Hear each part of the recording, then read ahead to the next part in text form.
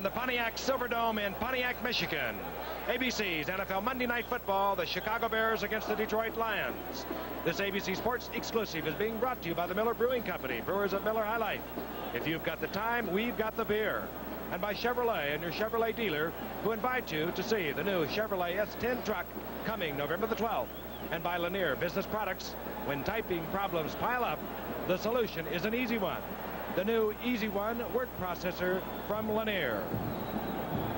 Silverdome in Pontiac, Michigan, which will host the 16th Super Bowl to be played January 24th. The standings in the Central Division of the NFC, as you can see, Minnesota with their win over Philadelphia on top, followed by Tampa Bay, Detroit, Green Bay. The bottom of the stack, of course, the Chicago Bears with 1-5. We're looking for a very interesting football game tonight, even though it might not be drama-packed by two contending teams. But every time these two teams get together, they're old rivals in the Central Division, we usually have a lot of excitement. I'll be working tonight with Fran Tarkenton and Don Meredith, our colleague, Howard Cosell, of course, in New York, preparing for the World Series, which will begin tomorrow night at 8 o'clock Eastern Time, the New York Yankees and the Los Angeles Dodgers. What a game that was this afternoon. Maybe some of the excitement has gone out for the Detroit Lions because word is that Billy Sims, their gifted NFL Rookie of the Year of a year ago, will not start. He damaged his left big toe last week against the Denver Broncos.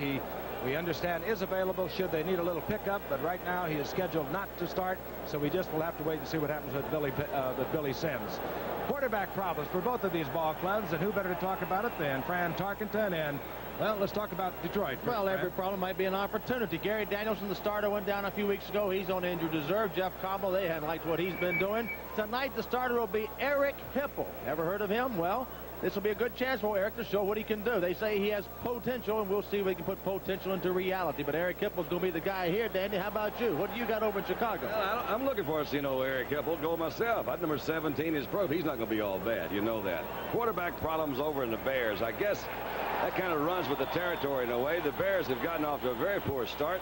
They haven't been able to run the ball, so can they pass? Well, they haven't been able to pass the ball too well either.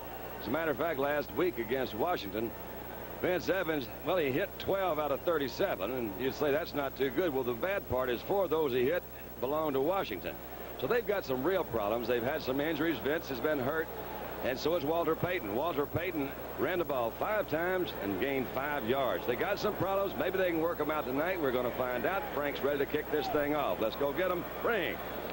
Thank you, Don. And well, I mentioned earlier, these two teams always put on a pretty good show. Last year, one of the best games played in the NFL was Thanksgiving Day, and it was played between the Bears and the Detroit Lions.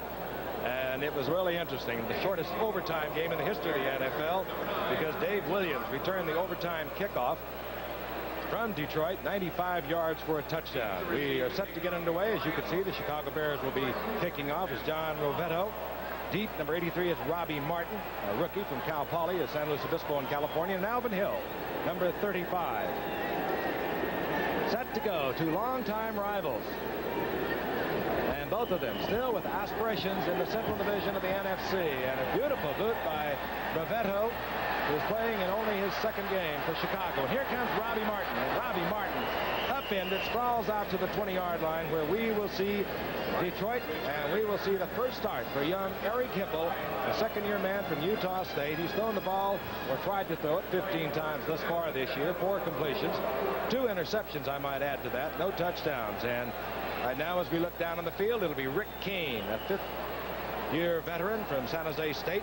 He's only had 5 attempts thus far on the season. He's in there for the injured Billy Sims.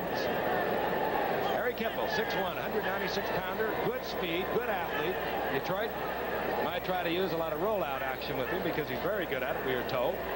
Right now on 1st and 10. Hipple. He's going up. Very play is Freddie Scott racing downfield, beating Terry Schmidt at the 30-yard line. They're close to it. First down, Detroit. You know, Geff, he's got one thing going for him tonight. He can play loose and free as you look at Eric Hipple because there's no pressure on him at all tonight. You see the ISO the receiver going downfield. Detroit hasn't been going good. Hipple starts it off well. Really a great throw. He's well covered, gets it in between 2 defensive backs. Long game. That'll help him. What a nice way to start a game for a quarterback who's starting his first game. Dexter Bussey, number 24. And there, along with to the setbacks, and here comes Bussey. All-time Detroit ground gainer. Replaced Altie Taylor early in the year for that prestigious sort of record. Picks up a couple of yards. It'll be 2nd down and 8. We'll be seeing a lot of changes tonight as we look defensively. Alan Page, one of the greatest players ever to play this game, defensively in there for Chicago and playing in his final season. The linebackers, still some question about the middle spot. Lee Coons has replaced Tom Hicks, who performed there for a couple of the years. And trouble in the secondary for the Chicago Bears. Doug Plank, starting at free safety, hurt his knee last week, as did his backup, Lenny Walterscheid. Walterscheid is not even here. And on 2nd down and 8, Hipple to the air. In and out of the hands of Rick Kane. He was well covered defensively. It was number 24, the rookie from USC, Jeff Fisher. Monty Clark in his 4th year here with the Detroit Lions, under fire, under pressure. There was a lot of question concerning a 4th down call made last week at Denver. 2 4th down calls that perhaps would have changed the tone of that game. Denver going on to win. 3rd down along 7. And the youngster, Eric Hipple, brings them up. Looks it over. The play is being called by Bob Schnelker from high above here in the Silverdome of Pontiac. Hipple, and he is a strong runner with good speed. Hipple gets the 1st down. He's inside the 20-yard line. Good move. Close to the 16. Tackled there by Gary Fincey. I like that, did you? You know, there's nothing that brings the hometown crowd alive as when they get a brand new quarterback. They think this might be our magical guy. It's going to be Prince Charming. He's going to come out and solve all our problems. And so far, Eric's done pretty good. Good strong run. Let's see if he's learned how to fall down yet without getting. Yep, he's learned that. He's an old youngster. He's a old veteran. Swinging that ball a little bit till he got close in there and then kind of tucked it in, made the 1st down. They say he runs a 4.740. Those quarterbacks do, Frank. Not too rapid, but is certainly stepping out. On 1st and 10, Hipple back. Hangs it up, Dexter Bussey. And Bussey runs into big Jim Osborne, who slid out there from defensive tackle. He meets him right about at the line of scrimmage. It'll be 2nd down and 10. Oh, Jim Osborne had a pretty good comment this week. He says, you know, one of the things that the Bears have been doing wrong, we've been waiting for either Vince Evans or Walter Payton to win for us. He says maybe we'll get the idea that at 1 and 5 that there's got to have some more players on this team, so we ought to start doing something right now. He comes in, plays the nose guard on the special defenses they have sometime in there too. Big Jim Osborne. They will move their defensive people around, the Chicago Bears. Show you a lot of fronts, and they'll probably even show more tonight, trying to confuse Harry Hipple. 2nd down and 10. 5-man line there. And a mix-up in the backfield. That was Rick Kane colliding with Hipple. And there will be a loss back to the 20-yard line. Otis Wilson reading the play, closing in. Now, you know, the Bears have had a lot of coaches in the last 20, 30 years. But they always run a lot of variety of defenses. Don, you remember when you played against them, they try to confuse you. And for a young quarterback, it's difficult to know what to audible to. 3rd down, long yardage for Detroit. Ball back at the 20-yard line following that mix-up in the backfield. Out to the left goes Fred Scott. He has a lot of speed. Leonard Thompson to the right. He has a lot of speed. And watch the big tight end, David Hill. He's a good one. Hipple. Beautiful shot. He completes the ball to Rick Kane, or rather Leonard Thompson, but a flag is down. That was good. Terry Smith was a defender back there. He had Terry turned around a little bit, ran a pretty good route. And the penalty will work against the Chicago Bears. So things are going right for Detroit in the early going. They will take the play. Watch Hipple here. Level ground look. Here's Page trying to get in. He gets good protection. Watch him zip this in there. You just cannot throw it any better. Good throw. Right on time to old Leonard Thompson. I'll tell you, that's a very rare time you see that particular official throw a flag. Let's see what it is. Use of hands. Number 68 defense. Penalty decline. Osborne. 1st down. Osborne. 1st down. Goal to go. The ball inside the 6-yard line. Our referee tonight is Jerry Seaman. Now you might wonder at home, how could a defensive tackler illegal use of hands? Probably a head slap, which is illegal. Harry Hipple looks over the goal line defense of the Bears. A quick toss. It's Rick Kane. And Rick Kane struggling to get into the end zone. They say he does not. He's right at the corner. It'll be second down and goal to go. He can do a lot of things out of this Detroit backfield. Fran, you played against him. He can come out as a good pass receiver and good, solid, steady runner, even though he is not a Billy Sims. Even though Billy Sims is out, Dexter Bussey can play. Rick Kane can play, as you saw there. They got another guy. Horace King is a good player. So they've got adequate reserves for Billy Sims. But again, you don't replace a Billy Sims. And Billy Sims able to play. We are told they would like not to play. He has a damaged left big toe. Second down and goal. Touchdown, Detroit. Touchdown, Detroit. Eric Hipple. What a fitting ending. Fired up. 79 yards. A rookie quarterback. Just go ahead and take it down there and then score yourself. The big play. The pass to Fred Scott. Covered 48 yards. And he came out very first play. He was going to, I guess, settle himself down. Well, Don, you know Eric Hipple, though, played in every game for Detroit last year. Because he's holding extra points and field goals. You trying to trick me, weren't you, Francis? I also know he's born in Lubbock, Texas. Did you know I knew that? How'd you know that? Here's Ed Murray, number 3 for the conversion. And Murray drills it through. And the Detroit Lions, using almost 4.5 minutes of the first quarter on the scoreboard first. They lead 7-0 over the not giving up too much on the ground. And we still don't know whether we will see him tonight or not. But we are going to see Walter Payton very shortly as Ed Murray gets set to kick it off. And deep is David Williams, the man who won the overtime game Thanksgiving Day with a 95-yard kickoff return. There he is. He's a Blazer. Good heady return man. They can only tie his record. That's the shortest overtime game. They can't break it. High kick by Murray. Williams gets up under it. And Williams jukes his way out over the 25-yard line. And the Chicago Bears offensive unit comes on. Vince Evans, well, Don mentioned his problems. Quarterback for the Chicago Bears. And you just wonder if maybe his psyche wasn't damaged a little bit. And he was 8 of 37 with the 4 interceptions in the loss to Washington last week. That is something I think that's a good point, Frank. Also, you know, he hurt his shoulder in our Monday night game with the Bears. Pretty tough bruise. He came back and had one good game after that. And then last week it all fell apart on him. And a good game against Minnesota. A lot of yards. First down and 10. Walter Payton 34, Matt Suey 26. The second-year man from Penn State. Those are the setbacks. Got 5 on the flag is down, and Payton just carries big Detroit lineman for a 5-yard pickup. And again, a flag is down.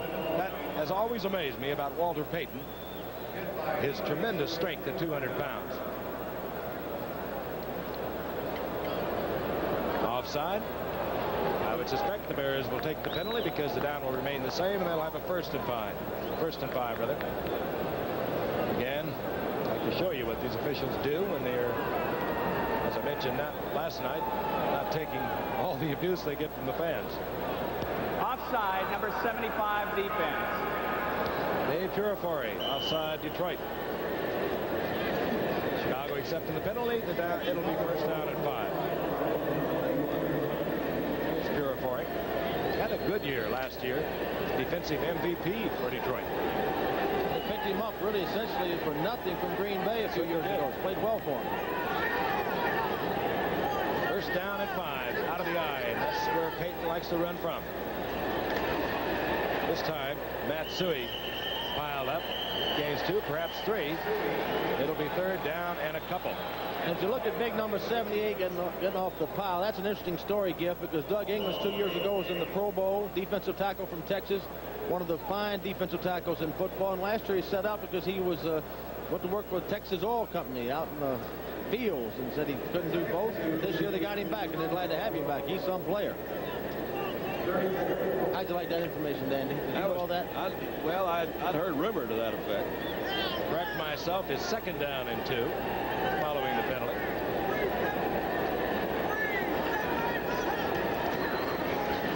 Suey once again. He has the first down. Out close to the 37-yard line. William Gay initially there for Detroit.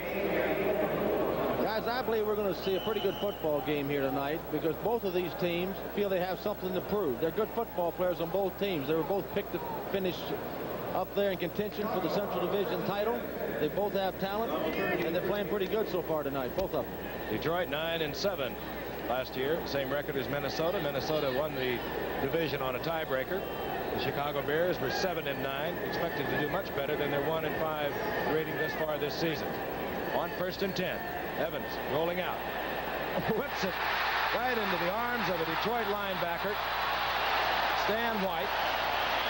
Flag is down at the line of scrimmage. My goodness. But he really hit Stan White. He must have been shocked. He hit him right in the numbers. Well, you like to see Vince Evans rolling out because he's got so much speed and quickness, and he really could have rolled out farther and got a little more leverage, but he pulled up. Illegal motion, number 81 offense, penalty decline. Penalty against the Bears, so Detroit will have a 1st down and 10 inside the 30-yard line of the Chicago Bears. We'll look again. Watch him come out here. He really doesn't need to pull up. It's kind of a bootleg action. He's got the corner. The tackle's blocking the defensive end in, but he stood there and really had to throw over the guy. How in the world can you not see that guy there, though? I mean, that Stan White took his drop right out into that zone from the very beginning, and that's the direction that he was running. Yep. Well, he got himself in trouble by not continuing the roll, and that's what he should have done. Harry Hipple. 2nd possession. Hands off to Rick Kane. Rick Kane still working for yardage. It's inside the 25 to the 23-yard line, taken there by Otis Wilson. But a nifty pickup of 6 yards. It'll be 2nd down and 4. Rick Kane coming into tonight, only 5 attempts and 8 receptions. He's just a kind of steady, dependable back. And you don't have a Billy Sims in there. You have somebody in there that keeps you out of trouble. He might have been a really good back until you get a Billy Sims on his team, and then you realize that he's just a good, steady, dependable back. It's sure good to have him. You're right. Well, the Bears have gone to a 5-man line now to try to stop the run. Let's see if they can do that.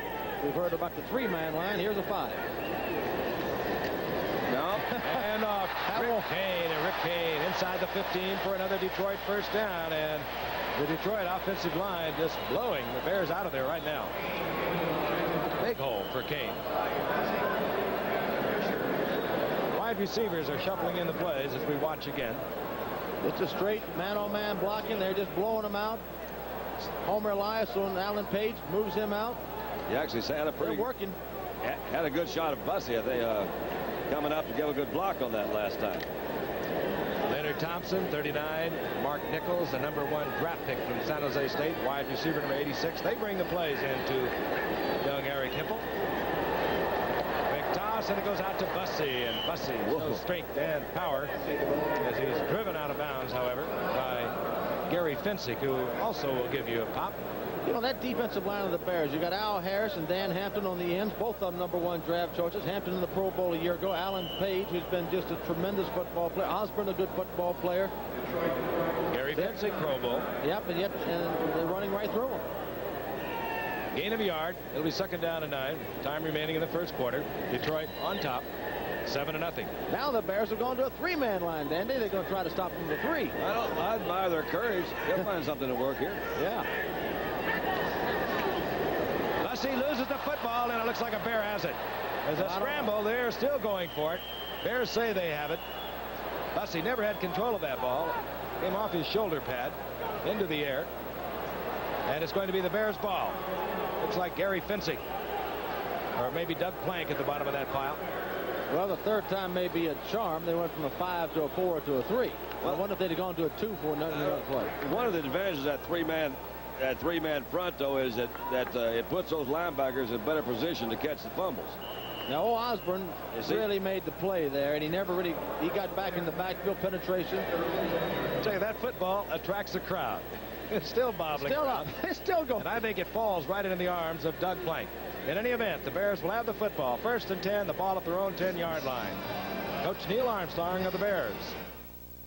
I don't know whether Doug Plank knew it or not, but he made that recovery. That ball was all over the field. It finally was just dropped right on his stomach, and the Bears have the football. And you talking about a hard-nosed football player. There is no more hard-nosed safety man in this league than Doug Plank. Got a little too hard-nosed a year ago and got fined for it. Yep. Tampa Bay against Jimmy Giles. Late hit.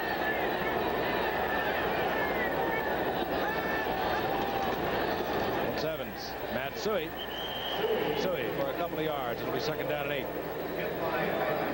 Neil Armstrong, and he has really been under fire in recent weeks in Chicago, along with Jim Finks, the general manager. And just this past week, Jim Dooley, a former head coach for the Bears, was brought in as an offensive consultant. Whatever an offensive consultant is, when you've got your staff all pulled together, I don't know. I never really understood that, Giff. They got Ted Marchibroda as the offensive coordinator, and I don't know what that all means. Must mean something. Well, they play 3-man lines against 3 head coaches. 2nd down and 8.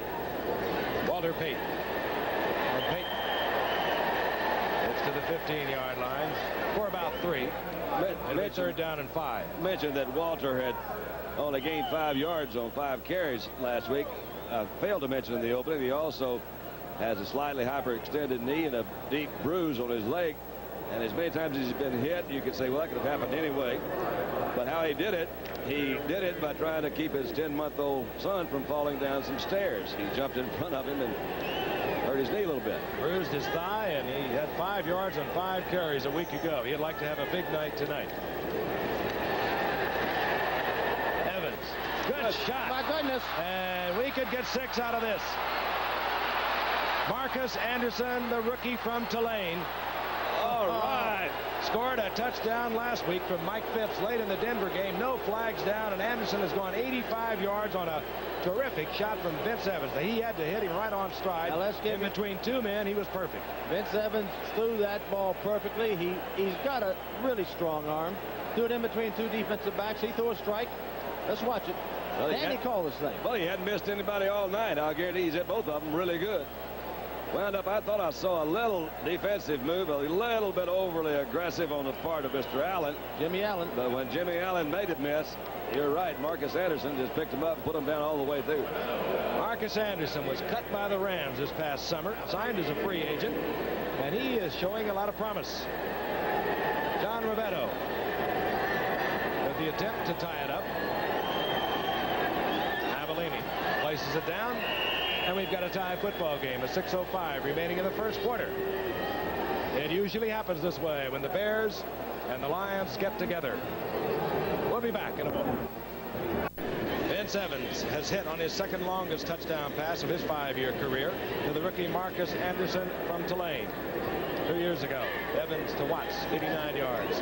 Tonight, 85 yards to young Marcus. Rovetto kicks it deep into the end zone, and here comes Alvin Hall, a rookie from Miami of Ohio. Watch out. And Alvin Hall with a fine return out over the 30-yard line, close to the 34-yard line. Jeff Fisher defensively there for Chicago. And let's take a look at the pass once again. Francis, we used to call this like a little quick out up. Well, it's kind of a zone there, Danny. Gets right in between it. Yep. Pretty good move by the receiver to get in between it. Evans recognized it, and they were gaining on him. Wayne Smith was trying to catch him, but he had too much a lead, and old Marcus goes 85 yards. I tell you, guys, I think it's going to be a wide-open affair tonight. These teams can play. I don't care what their records are. Alvin Hill, 36-yard return. Alvin Hall, rather. 34-yard line of Detroit.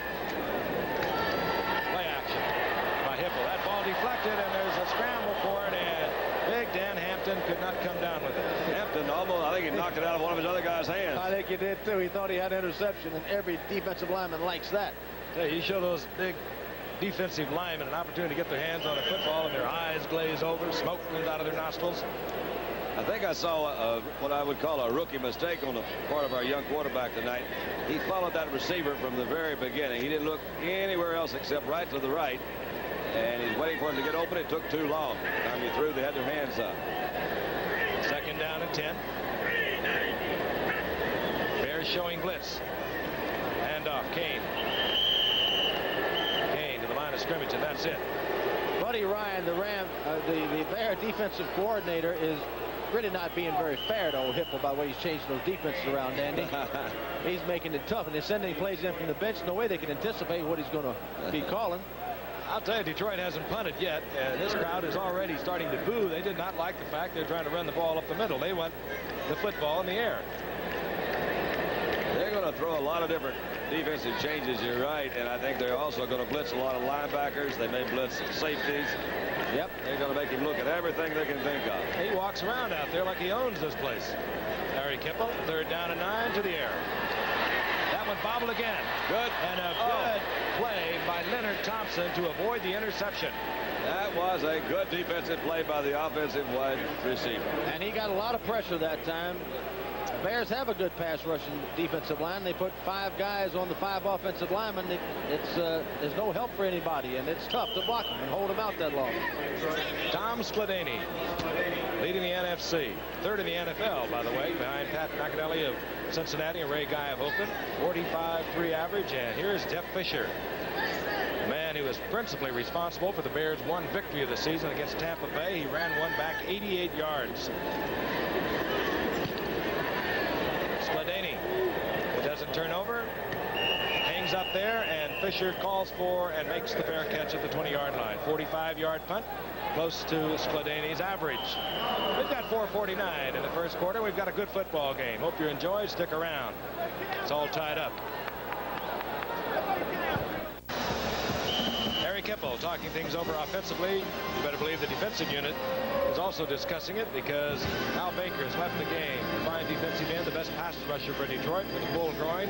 Bill Gay has moved to the outside, number 79. Steve Furness, acquired from Pittsburgh on waivers earlier this year, is in there, number 71 at defensive tackle.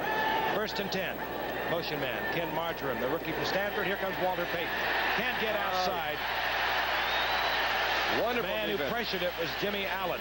What a wonderful job of reading that offensive formation. When he went in motion, Jimmy Allen came from his safety way up.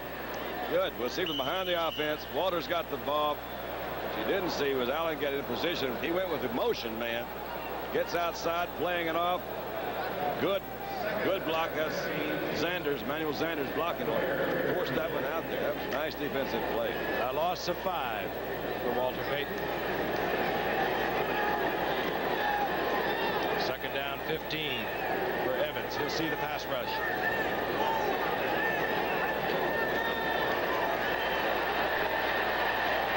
Evans, and this one almost picked off.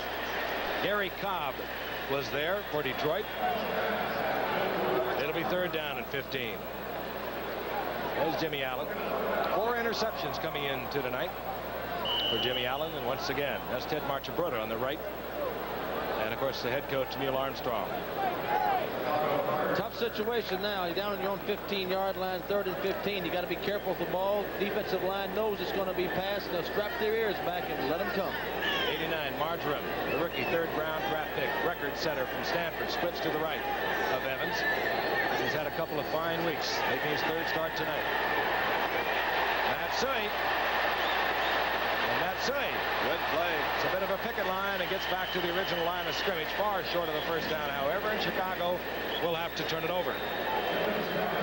Well, they got themselves in trouble on 1st down. You lose 5 yards on 1st down, you're back in the hole. It's a defensive advantage then, and Detroit capitalized on it. Here's one of the senior citizens for Chicago, Bob Parsons, kicking at a 41-yard average. He never gets much over that. Kicks the ball high, however. Robbie Martin has settled in for Detroit at his own 35-yard line. And they're trying to block it. Good high kick. Robbie Martin does not have time. Looks upfield, sees a lot of Bears, makes the fair catch at the 41-yard line on a 39-yard punt. So once again, young Eric Hipple in relief of Jeff Comlow, and the injured Gary Danielson will have good position. 1st down and 10. Detroit, their own 41-yard line. A little against the grain play by Dexter Bussey, hit there by Otis Wilson.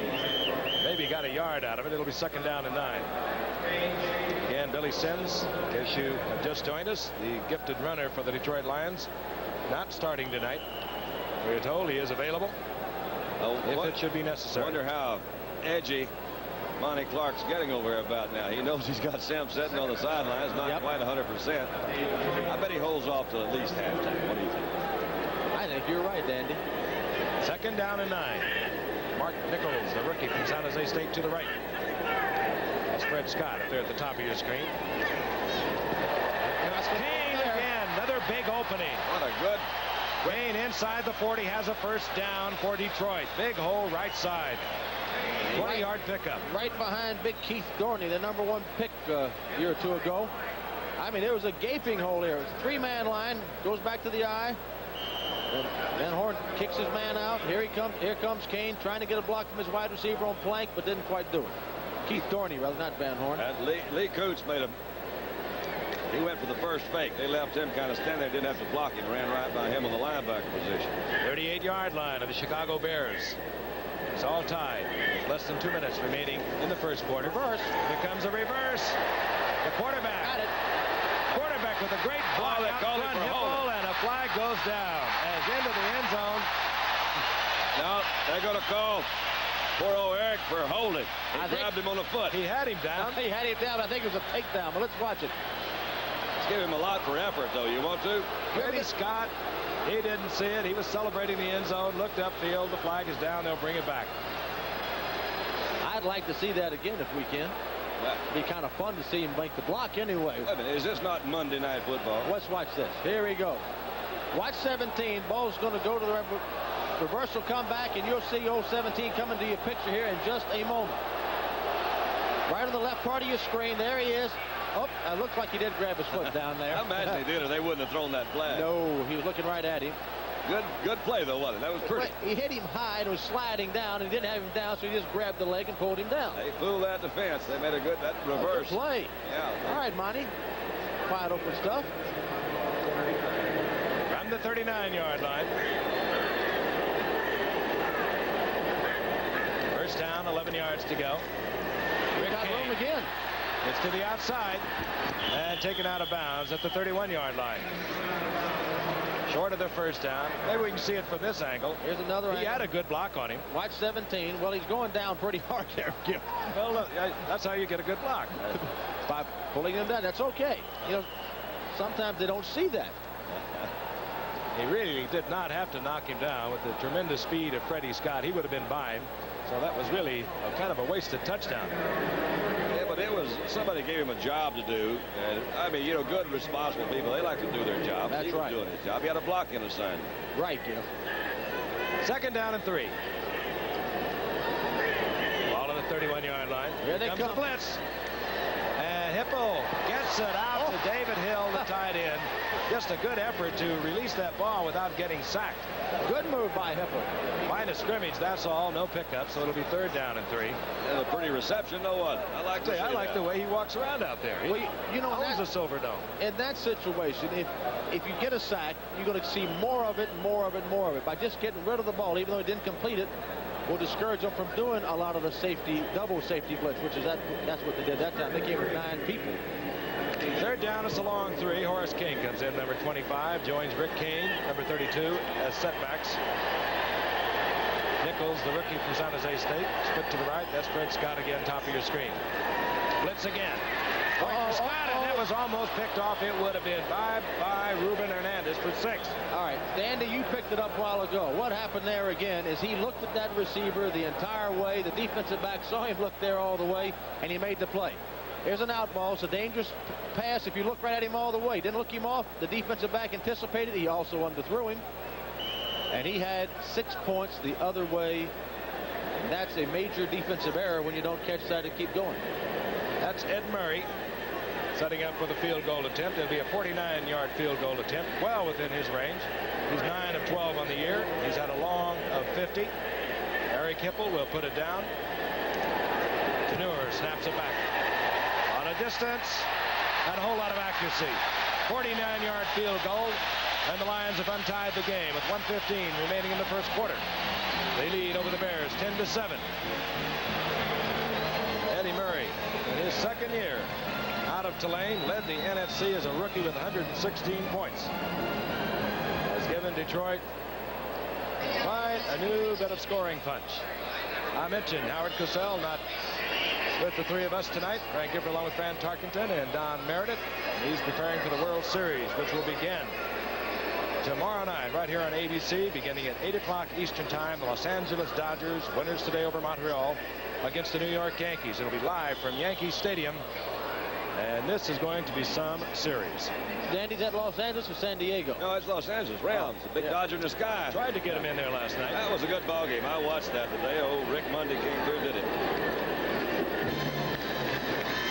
All right. How about Fernando? Was he solid today? He wanted to go the distance so badly. What a competitor he is. Fernando Valenzuela. Here's Dave Williams, and Ed Murray will kick it off. They're trying to kick it away from Williams. They certainly are.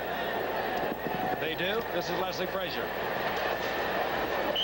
And in kicking it away from Williams, the Bears will be out to their 28-yard line for their possession.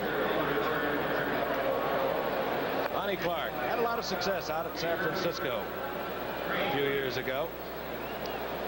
Trained well under Don Shula for 6 years at Miami, the architect of that offensive unit down there in the early 70s. And we look once again at his young quarterback, Eric Hipple. 1st and 10. The ball marked at the 29-yard line.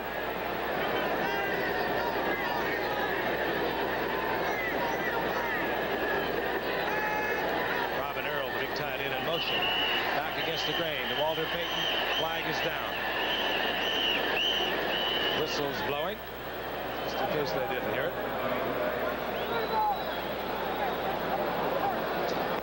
False start, number 65, offense. Noah Jackson, left guard.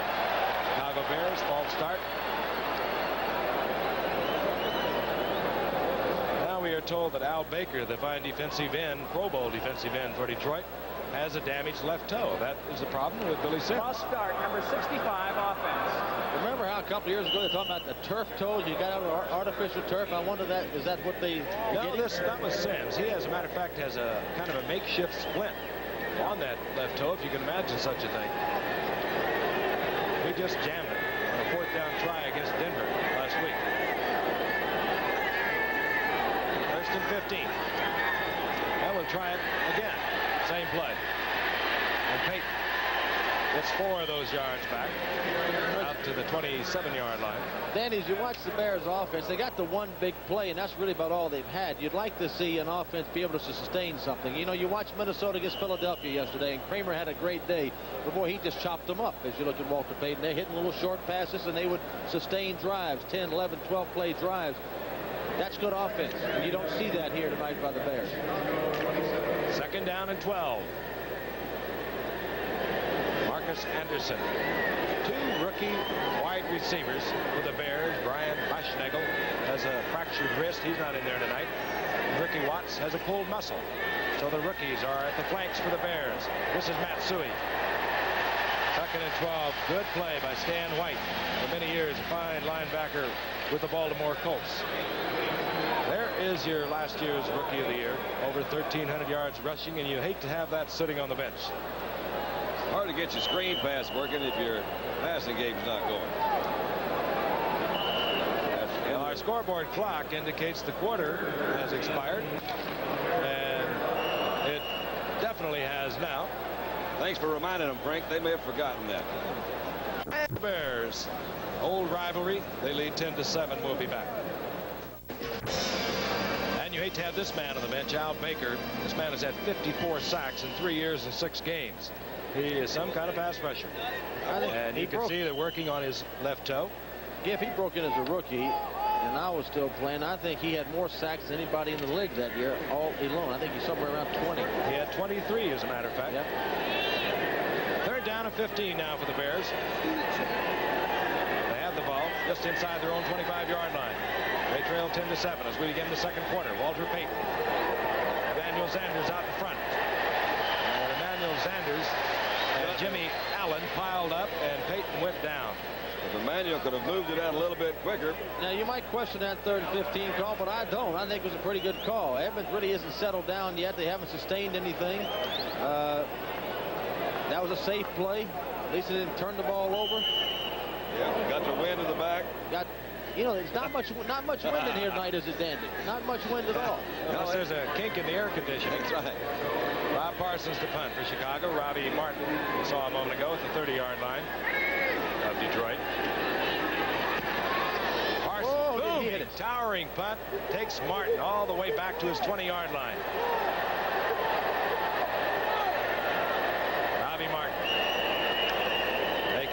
hustling down. Number 90, Al Harris, was hustling down there. 53-yard punt. 138 yards for Detroit. They put together 79 of those yards on their opening drive. How about Chicago? They had one play for 85. The total yards 98. 13 yards on all the other plays in one quarter. Not too good. Bears won both meetings last year. The thriller here. And then they won very easily in Chicago at Soldier Field. Play action by Hipple. Oh, and Gary Fensick really got stacked up. He ran in and collided with Leonard Thompson. Leonard Thompson was being covered with Terry Schmidt. And I believe Gary Fensick is coming off hurt. And you know he's hurt, or he got up right quickly and went to the sideline. That's the third safety now in 2 weeks. The Bears have lost. Doug Plank is playing. He had to leave last week. Let's take a look at it again. You watch it here. You'll see Fensick come in, left your screen here. He's got the interception, but couldn't make it because everybody hit him. His own man, I believe it was Terry Schmidt, covering Leonard Thompson. Dangerous back there. Second down and 10. Over the middle, Hipple hits his man, Dexter Bussey. He doesn't hold on. It'll be third down and 10. Hipple says, come on, guys. I like his We knew that should have been caught. Yeah, he's all right. He's in there charged up and trying to get something going. Beautiful stadium, Silverdome. As we look at Gary Fensick. Well, you didn't realize what a lick he took till you saw it over again. It kind of slowed it down, but he did a total double back flip, landed on his head. Looks like it was a hip corner. That's what I was going to say. Got hit by Terry Schmidt right on that hip. Yeah. We'll get a report as soon as we can. Meanwhile, Todd Bell, a rookie from Ohio State, has replaced Fensick. Third down 10. Hippo trying to get out to Rick Kane, and Rick Kane Slipped down. Banged out there. He slipped, I think, Frank, when he was trying to make his cut. Well, he slipped with a little help from Gary Campbell. From his friends. How you get along out there. Skladany on to punt for Detroit. But Eric's throwing at him. I hear Fisher is deep for Chicago. A few rumblings of booze here, but I don't know what it's for. He's out there trying hard. From his 33-yard line. Good defensive play. Hustling down there, Leonard Thompson. 44-yard punt by Skladany. And the Chicago Bears will have good field position. They'll be at their 35-yard line when we come back to Detroit. A lot of the old Detroit Lions stars, we understand, are planning on getting together back here in Detroit. Bobby Lane, Doak Walker. You remember the names: Doran Dibble, Toyce Box, Thurman McGraw, Dick Lane. There were some great ones. They had a lot of championships in those years. And there is a move afoot to bring a lot of them back for the Super Bowl. What did he call that play? Wow. First down and 10. Look out. Watch out. Oh, and Evans coughs up the ball. He's smacked. Dave Purifoy hit Evans, and rumbling downfield is Doug English, and I mean rumbling. Evans is hurt, looks like. Or maybe that's just his feelings. He was really hit hard. Dave Purifoy had a straight shot. Purifoy goes about 260. He jarred the ball loose from Evans. Doug English was there to collect it. I would have thought that he would have sensed him coming right here, but he didn't really look like he didn't have any idea that he was around him. They sure got around him in a hurry. There's your oil man. Another fumble. The ball advanced down close to the 5-yard line. Ray Oldham picked it up from English. And Detroit has a first down and goal to go.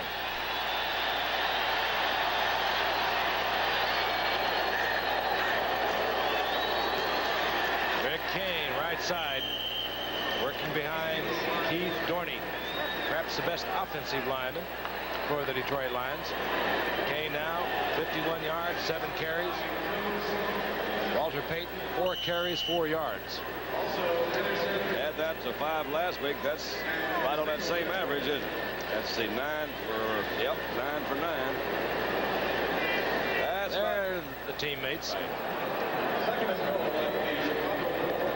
Second down, goal to go. The ball 4-yard line. A little rollout. Lions leading 10-7, threatening to extend that lead.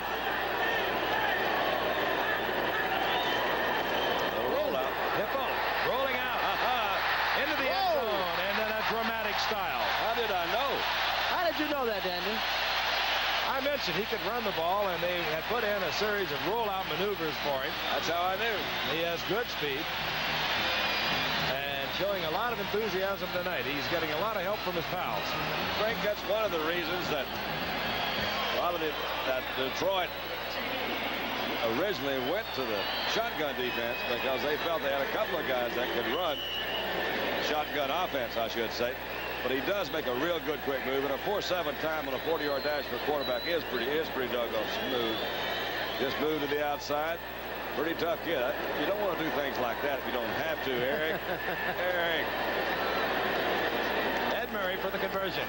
Hipple gets it down through the uprights. And the Detroit Lions have a 17-7 lead. We're in the second quarter. Pontiac, Michigan. And we'll be back in a moment as Eric Hipple says, let's run it up. Marge, letter to Grant Hill. You are witnessing the new Linear Messenger at work. Its 4 microcassettes let you organize your thoughts and talk to your secretary even when she isn't there. You can dictate, record phone calls, set priorities, leave instructions, and get those important ideas off your mind and into action, so you have time for the tougher problems. The Messenger, new, revolutionary, and only from Linear. Welcome to the Buick School of Performing Arts and its most distinguished graduate, the Buick Riviera. With front-wheel drive, 4-wheel independent suspension, almost every power assist imaginable standard. And for power, a sophisticated V6 or optional V8 or diesel engine. Buick's Riviera, a real driver's education. Classes start at your Buick dealers now. Premiering Wednesday, October 28th, Lee Majors is Hollywood's hottest stuntman, the Fall Guy. Big play by the defense. Purifoy jarring the ball loose. English coming up with it. And the Lions moving in from the 5-yard line. They lead 17-7. Ed Murray to kick off. This is Dave Williams. And thus far, Murray has been trying to keep the ball away from Williams. He's been sacrificing some distance. This time straight away, and it'll be Dave Williams from the 4-yard line. And Williams just about hung up a long gainer. As it is, he's taken at the 25 and advances to the 27. First and 10 Chicago, who has been rather inept on offense except for a long scoring strike. They don't look very sound on offense. Look a little disorganized, not much confidence there. It's time for the quarterback to take over here and get them going. He's got to bring them together right now. Let's see if Chris Evans can do it. He is working with 2 rookie outside receivers. Both of his regulars unable to perform tonight. Walter Payton. There he goes. And this time, Payton finds an opening, and when he gets an opening, he just expands it. Gain of 9. It'll be second down and 1. And we're going to pause 5 seconds and allow our stations to identify themselves. WLS-TV, Chicago. And in case you've just joined us, we're in the Silverdome in Pontiac, Michigan. Frank Gifford along with Fran Tarkenton, Don Meredith, Howard Cosell, getting ready to work the World Series tomorrow night, Los Angeles and New York. Lions took the kickoff and went 79 yards to open up the scoring. They have now expanded that lead to 17-7 over the Chicago Bears. Matsui has the first down. He's out close to the 40-yard line.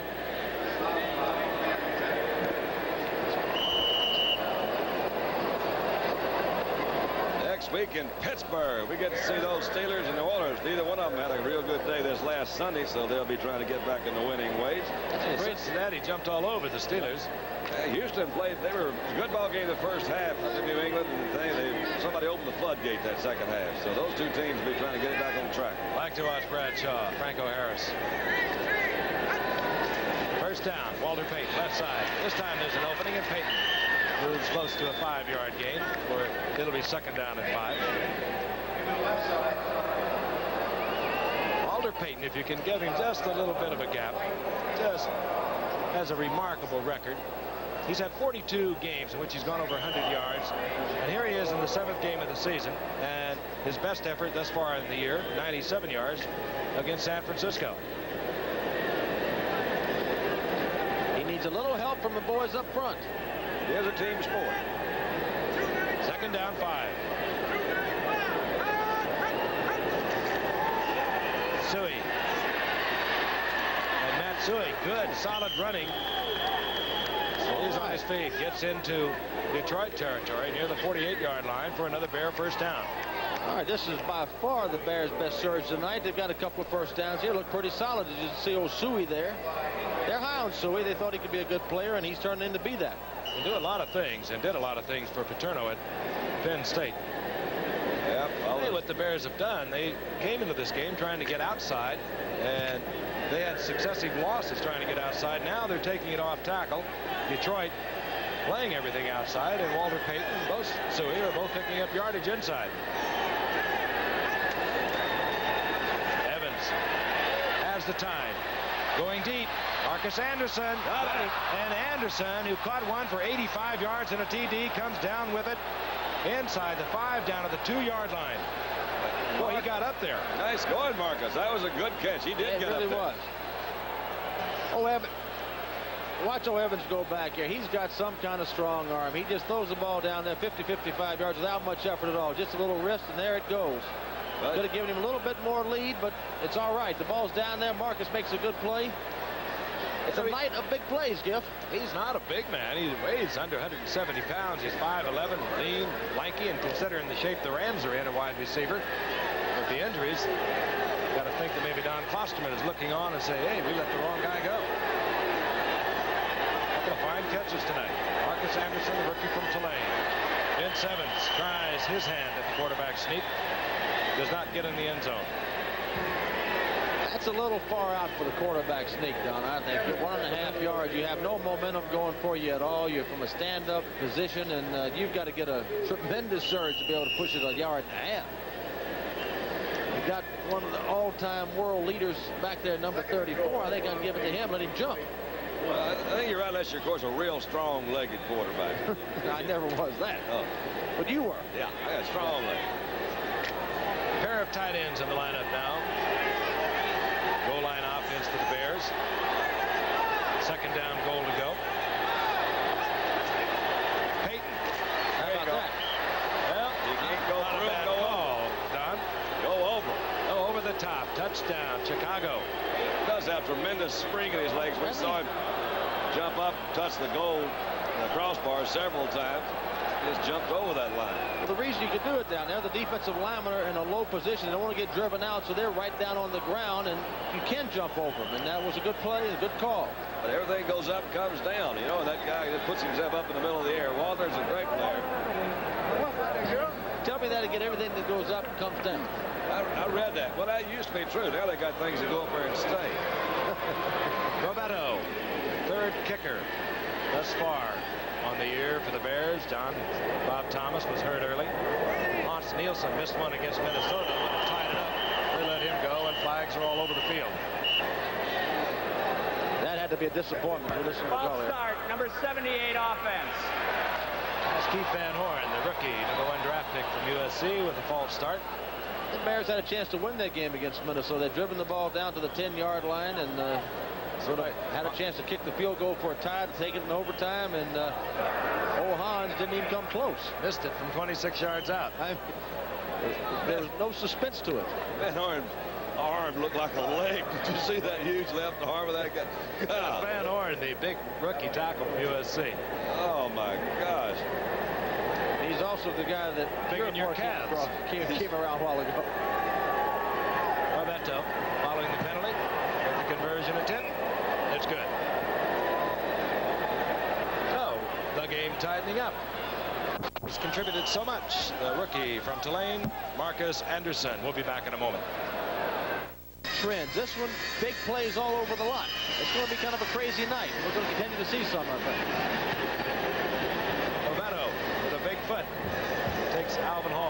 end zone. He very wisely is told to stay there by Robbie Martin. That's the duty of the other man when he does not get the football. He sizes it up. That time, Martin told Hall to stay in there. Touchback. And Detroit will move from the 20-yard line. It's Keith Van Horn, #1 draft pick. Replaced, we saw Dennis Slick get hurt earlier. He's had knee surgery. He is ordinarily the right tackle. They replaced him with Dan Jiggets. He didn't get the job done. Now they're trying Keith Van Horn. Harry Hipple, his first start for the Detroit Lions. Hands the ball off to Rick Kane on 1st and 10, and Kane running very smartly out over the 25-yard line. Gain of about 6. It'll be 2nd down and 4, and for the night, Kane 57 yards.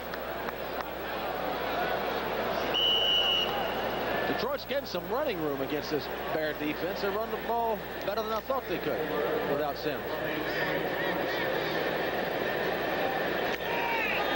8:45 remaining here in the first half. Two Central Division opponents. Fred Scott in motion. Play action this time. Hipple, probably unintended, throws the ball into the artificial surface, but Otis Wilson was right out there with Rick Kane. That could have even been a loss. I'm not sure he purposely threw it away, but it was good that he did. It'd be nice to think that he was aware enough of that situation that he did throw that one away, because he was going to get a halfback hurt. Horace King now joins Rick Kane in the Detroit backfield. King and Kane. King and Kane. Again, both teams in the Central Division of the NFC right now on top of that division. Bud Grant and his Minnesota Vikings with a 5-2 record. Rick Kane. Got it. And Rick Kane has guarded for the first down and much more out over the 40-yard line to the 42, where Jeff Fisher took him out of bounds. Bears guessed wrong with their defense that time. They looked to me like they were playing the other side from the end zone. Maybe we'll take another look. Really only see that there's no one over there to turn that play in. The linebacker's gone, so there's a quick move outside. Good lead block from Doug Plank. Good block by Homer Elias. Big number 61. Detroit on the move once again.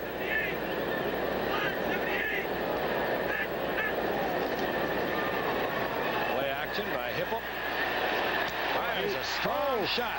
Complete to Freddie Scott, and Freddie Scott has another Detroit first down, this time at the Bears 40-yard line. Terry Schmidt laying well off Scott, anticipating really that the ball would have to hang if Hipple threw it that far to the sidelines, and he just zipped it. That was a big leg play. As far split out as Freddie Scott was, they got a 15-yard gain. There was about a 45-yard throw all the way across the field, and he zipped it.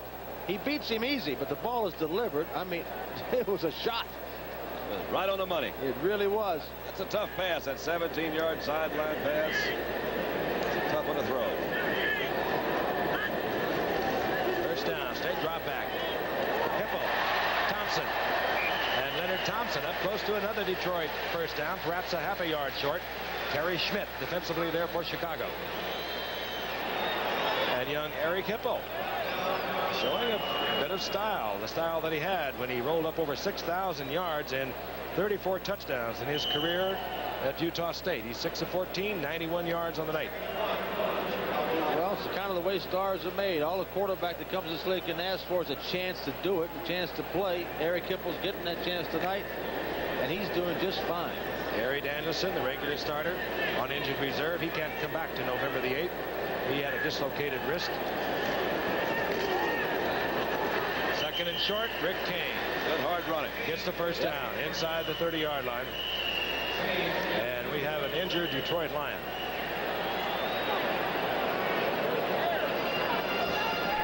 Need to pick up that number. It's Chris Dieterich. Dieterich. Who's an injured Lion.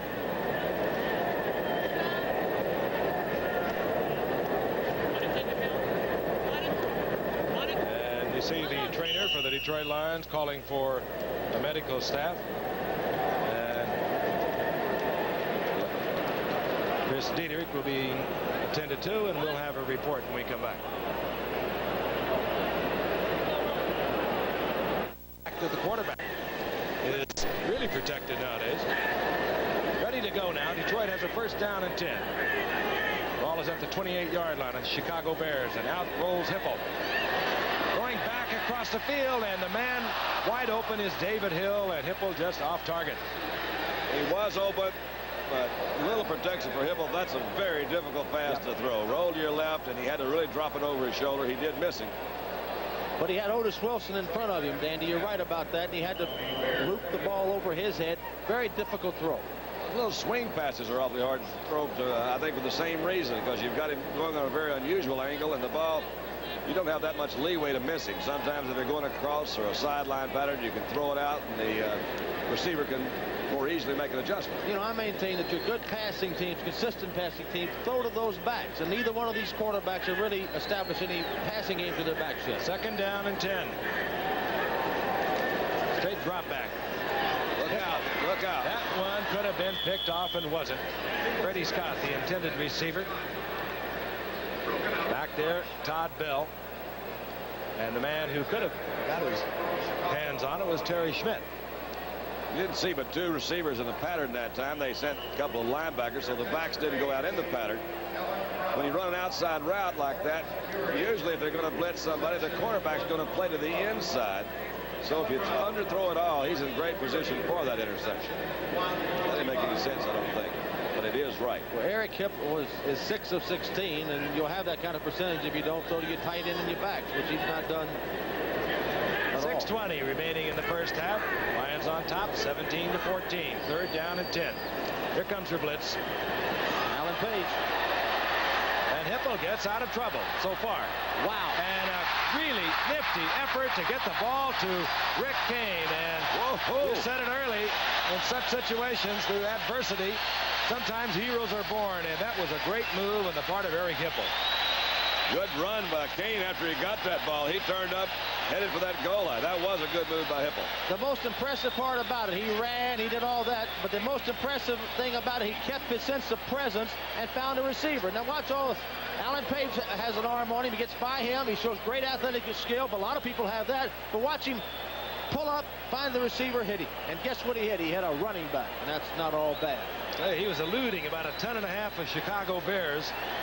And yet he had the poise to pull up and make the connection. First down, goal to go. Kane, right side, piled up. Maybe squeeze the yard out of it. Will be second down and goal to go. Lee Kuntz leading the way defensively for the Chicago Bears. And the word is on Chris Diederich, an injury to the left knee. Kane having a big night in the absence of Billy Sims. One has to wonder what Billy Sims would have chalked up statistically, taking nothing away from Rick Kane, but Rick Kane has had some pretty gaping holes in which he was able to run. Play action. Hipple directing traffic. And he's going to go down, and flag goes down with him. Indication of an incompleted pass. And Detroit is saying that it was face mask on the part of the Bears, and that's the case. I think somebody might have grabbed Hipple's face mask when they got all the pressure back there. Al Harris was there, number 90. Dan Hampton, number 99, was there, all over Hipple. Hey, he is cool, though. Yes. In all that traffic, he was trying to direct his receivers in the end zone.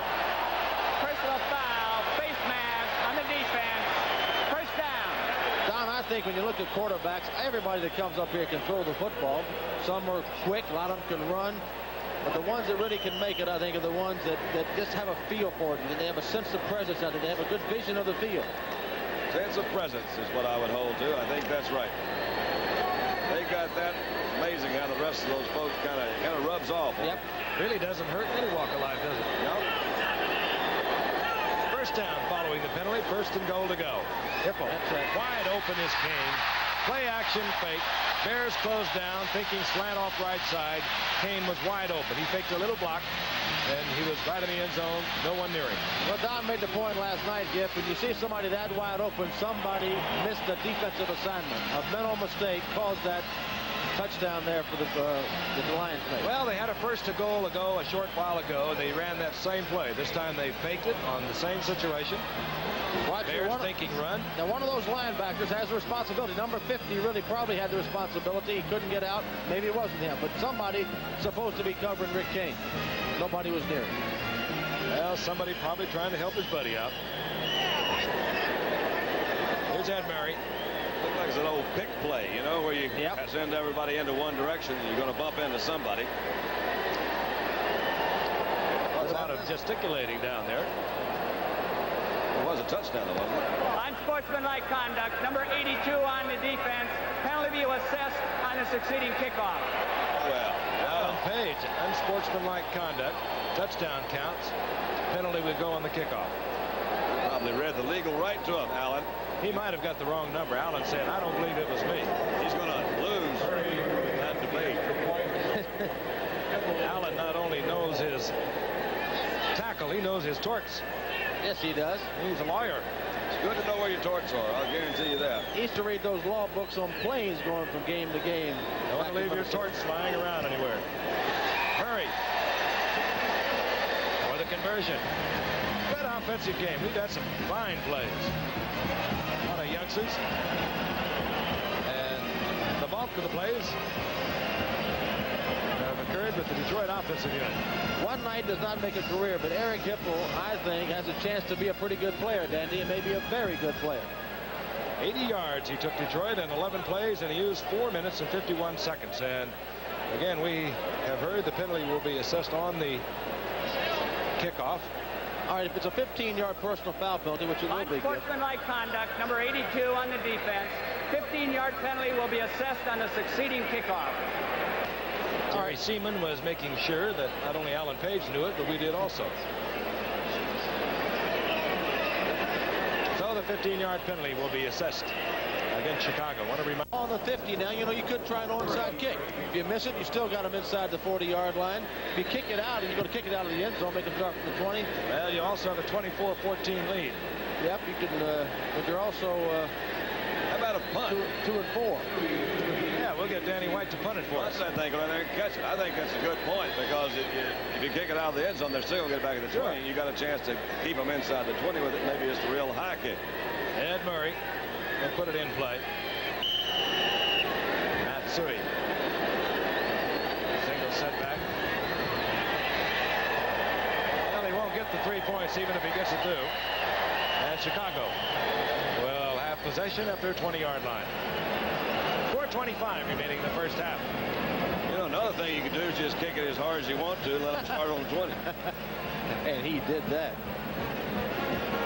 While they bring the offensive unit out, we'd just like to mention we lost a good friend here at ABC. Bill Muncy was killed yesterday. Bill Muncy, one of the great world hydroplane champions, won that event many, many times over, was killed yesterday in Acapulco, Mexico, racing in the championship once again, an event that he loved so much. We're going to miss him here at ABC. We worked with him many times. So for all of us at ABC, our sympathies to Bill Muncy's family. 1st and 10. Walter Payton, left side. On his own. Gets about 4 yards. It'll be 2nd down and 6. Walter Payton now over 9,000 yards on his career. Not that many folks ahead of him. Jim Brown with 12,000 yards. And I'll say it again, the more you realize what Jim Brown did in those 9 years, over 12,000, the more you respect his ability. O.J.'s in 2nd place with a little over 11,000. And Franco Harris just recently went over 10,000. He's in 3rd place, and Walter Payton is in 4th in just 6 years. 2nd down and 6. Payton again. Watch out. This is Walter. With a high-stepping run for a 1st down. Out of the 40-yard line goes Walter Payton. You know what you love about Walter? No matter what the score is, no matter what the record of his team is, no matter how bad a block in is, you say this is no Payton place. Walter Payton plays all out all the time. Now, I know people say that all the time about players.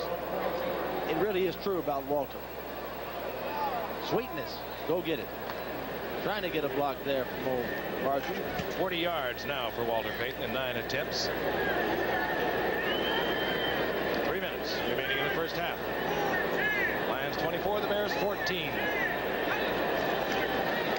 Evans drills a shot out to Marcus Anderson. Anderson dropped short of midfield at the 49-yard line. Quick gain of 7. It'll be second down and 3. Stan White defensively there for Detroit.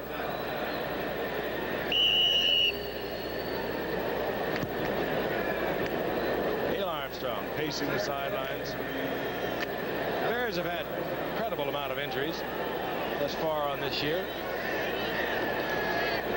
Long list. Going to 2 rookie wide receivers tonight. Payton once again. Look at that move.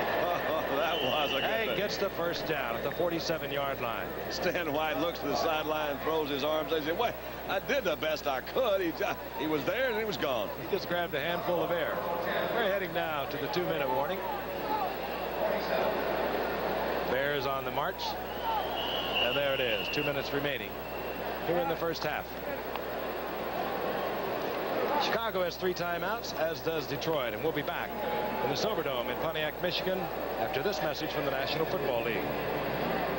The Chicago Bears gives to the United Way because United Way supports the Salvation Army. This is the scene of the Salvation Army we're all familiar with, but today the Salvation Army is doing much, much more. Come on, I'll show you some of it. Here at the Salvation Army, there's a place for kids to get in off the streets, a place where they can learn about the dangers of drugs or alcohol. Here they can get a good start in life, a fresh start. The Salvation Army has been strengthening families and building better, stronger communities for over 100 years. Today's Salvation Army is working to hold the family together. Through family counseling, they serve all members of the family. The Salvation Army, helping people for over 100 years. All kinds of people, all year long. And thanks to them, thanks to you, it works for all of us, the United Way. Someone's got an awfully good joke at midfield. Did you hear the latest rumor?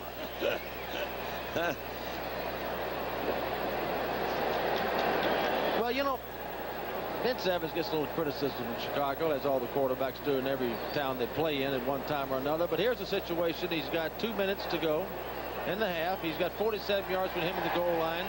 Any quarterback worth his medal's got to be able to work in this situation, Danny. Not a very difficult situation, but he's got to produce some points for him in this type of thing. He has 3 timeouts. Ball is at the 47-yard line of the Detroit Lions. And the Chicago Bears are down by 10. That's not what they mean by a balanced attack.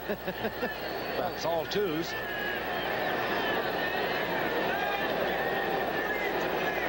Bears moving well on the ground on this drive.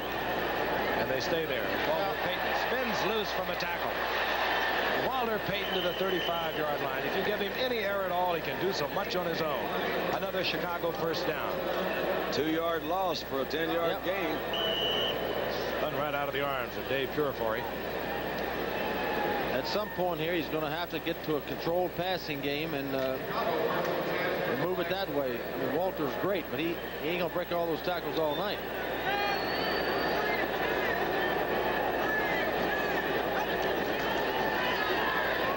Evans whips the ball into the hands of Anderson, and this youngster is showing good form tonight. See Walter trying to get into the action. That was really something. Now a flag goes down. Yep, Ken Finetti took a little swipe at Walter Payton's head. It was bad because Walter got down there and was trying to block. Walter Payton was doing his job, some kind of hustle. He jumped over the pile to block it. You know what? Finetti, I think, was also one of the guys that missed him on that 2-yard loss a while ago, too. Fantetti. Oh, Fantetti. He made a major mistake there. Anderson was short of the first down. The penalty, however, will advance the ball to within the 15-yard line. Here's the call. Personal foul, unnecessary roughness, number 57 on the defense. First down. Ken Fantetti, middle linebacker. Lonnie Clark for it. Here he goes. Watch him right here. There he's pushing him. And the official, that's really not very smart. Not only that, it hurt his team. Chicago with 1:11 on the clock. They did not have to use a timeout. Movement on the left side is Robin Earl, and that will cost Chicago 5. Well, you're seeing some of the reasons why both of these teams have the records they have. Start, number 81 offense.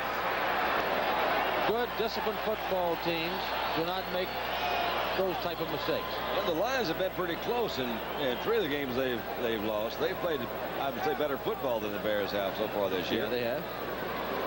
But have won only one more game. Encroachment, number 81 on the offense. Not to Mitchman trying to block on him. The encroachment. Robin Earl was really off there.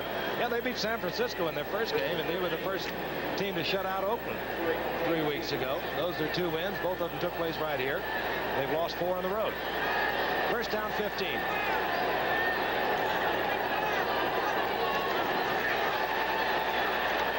Evans in trouble. Oh. Fires it into the Michigan band, and I believe they're going to call him for throwing it away. Illegal grounding of the ball. And now Vince is going to have himself in deep trouble. He said, hey, I got a receiver down there. He spotted one in the 3rd row up there. Well, it was the tuba player, I believe. No, I think it's a trombone player, Giff. No, I think it's a tuba. It's the biggest opening. 2 against 1. I give up. 2 successive penalties. Well, intentional grounding, number 8 on the offense. Loss of down on the offense. 2nd down. 59 seconds now remaining in the half. Well, again, I hate to be redundant. Well, then don't be. I mean, but you've got a choice. What are you going to say? Everything's a long pass. There's no intermediate passing game here. Okay. No? Bears now back at the Detroit's 35-yard line. They had a 1st and 10 at the 13-yard line. Martins, 89, the rookie from Stanford, split to the right. The rookie from Tulane, top of your screen, Anderson. Shot to Margarine, he doesn't hold on. That's unusual. He has fine hands. Vince Evans got up very slowly that time, too. Got a pretty good lick. Had a pretty good pressure that time. That ball was well thrown. It could have been caught. It was a well-thrown ball. When you throw those deeper patterns, it takes more time. You're going to get more pressure, and he got stung pretty good. Of course, he's in a situation now. He's got to throw it long. He's 3rd and forever. 3rd and 32. 54 seconds. That penalty, throwing it away. You heard referee Jerry Seaman accompanying that penalty is the loss of down. He would like to get it closer, I would imagine, Giff, to have a field goal try. Not thinking touchdown particularly. Evans, screen, Walter Payton. And Payton regains his feet. Nancy along the sidelines drops the football. Oh, no. There's a scramble. Detroit says they have it. What a terrific run to end that way. I'll tell you, I know Walter gets a lot of criticism because he's fumbled some, but my goodness, he's trying to do so much to help this team win. What an effort. Cannot fault Walter Payton there at all. The moves that he makes on this run. Bob English again, or rather Doug English. Anytime a running back gets himself in contorted like Walter Payton does, he's going to lose the football once in a while. You're off balance, you're spinning, you're twisting. Extremely limber, tremendous strength in his legs. Does remind one possibly of your Duriev of Maurishnikov, the ballet. Possibly. It certainly does. Yes. Or at least Nureyev. Yeah. Nureyev. I'll take Maurishnikov. Walter. He takes it so seriously. Every play he figures to be the last one, and he plays it that way. Yes, First and 10, Hipple back. Well, I like this. Good goes to Horace King, and that time Hipple showed something else. He took a little off that ball, Now he stops the clock with 29 seconds. Detroit will have 2 timeouts, so they may be able to put more points on the board. But Hipple is showing us something tonight. A real inexperienced quarterback, one with no touch, would have drilled that in the hands of Horace King. Well, also in this situation, he realized, Giff, that he's going to double the outside receivers. The backs can run and catch, too. It's a pretty good game. Let's go back and take a look at the run of Walter Payton. Well, you're going to see the screen set up. Unfortunately, the 2 people in front of him will not block the guy that he has to break the tackle to start off with. See the 2 people in front? There's the guy they don't block. And he doesn't get a lot of help from those 2 blockers. Look at this. He is making some effort. Broke 1 tackle, broke a 2nd tackle, a 3rd tackle. He's still trying to get more. 5 people have hit him now, and he pops out. I'll tell you something. James Hunter, the cornerback, they're pretty good tacklers if you're playing cornerback in the NFL. He didn't even touch Walter Payton, and he had a straight shot at him. They got a handful of air. You know the problem here, they won 1 game this year. Walter feels that, you know, he feels the burden on him. He's got to be the guy to get him over the hump, to win for him, and he's carrying the whole load himself, he feels, and he is carrying it. All right, we'll see what the youngster Hipple can do. He has 2 timeouts with which to work. He has the 1st and 10. The ball inside his own 43-yard line. Eric Hipple, 2nd-year man from Utah State, where he hung up some impressive collegiate numbers. Almost picked off. Doug Plank. Ball overthrown, intended for the tight end David Hill. Clock stops. 23 seconds remaining in the half. Biggest miss he's had all night. And to give the offensive line of Detroit a lot of credit, because Chicago knows they're going to pass, and they're giving him plenty of time to throw. The spiral on that ball had similarity to the ones that Bobby Lane used to throw up there. Must be something in the air up here. You mean the option ball, you can catch either end of it? But the accuracy did not. Bobby Lane, of course, one of the great performers here. 3 times he brought the championship to Detroit. 2nd down and 10. Hipple does the ostrich maneuver, and wisely so, as he was about to be hammered. Dan Hampton was in there, Alan Page. Well, I'm sorry, boys. I talked about what a good job the offensive line was doing, and the next play they get sacked. Now 18 seconds, and the loss is all the way back to the 33-yard line, so they'll have a 3rd down and 20. And Detroit stops the clock again. They still think they can get down to tack on points. I like this. Either that or he just likes to talk it over with Monty Clark on the sidelines. Monty now on the phone talking to Bob Schnelker and Don Dahl, the 2 coaches that work high up here in the Silver Dome. Sneaky Schnelker. Sneaky Schnelker. We thought of it in at the same unison. time. Played many years with Bob. Smart football man, he really is. There's Neil Armstrong talking over. That's Buddy Ryan there. Buddy Ryan, he's the defensive coordinator. Yep. Used to be with Neil the Jets. Armstrong. Used to be with the Vikings. He's telling Plank something. I don't know what that could be. Monty Clark telling his troops something. A lot of strategy going on there, Dandy. I think they're trying to figure out what the best way to get in at halftime. Interesting to watch this strategy being played out in these timeouts. And they go out, everyone all tensed up, and somebody bobbles the ball. They lose a couple of yards. Well, we've been busy. Dallas last night, or Dallas and Los Angeles, and quick flight to Detroit for tonight. And next Monday night, we'll have the Houston Oilers with the Snake Stabler and the Pittsburgh Steelers. Ray Bradshaw. The Earl the Pearl, Tyler Rose. Saw a lot of shotgun last night, and Fran and Don are going to talk it over at halftime. We have 2 highlights coming your way, so don't go away. Here is the throw it up in the air and hope play.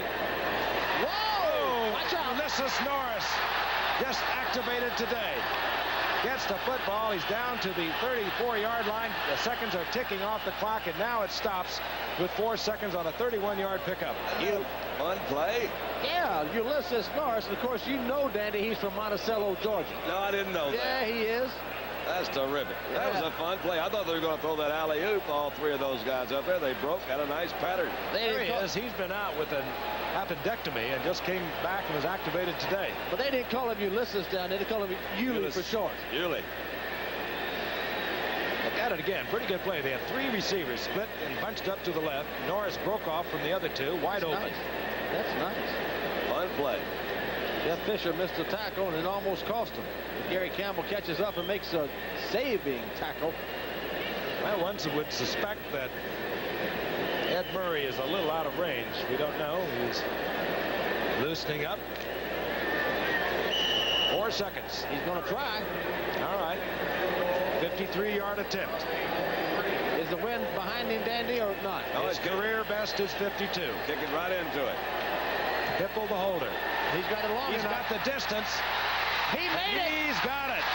53-yard field goal, the longest of Ed Murray's career.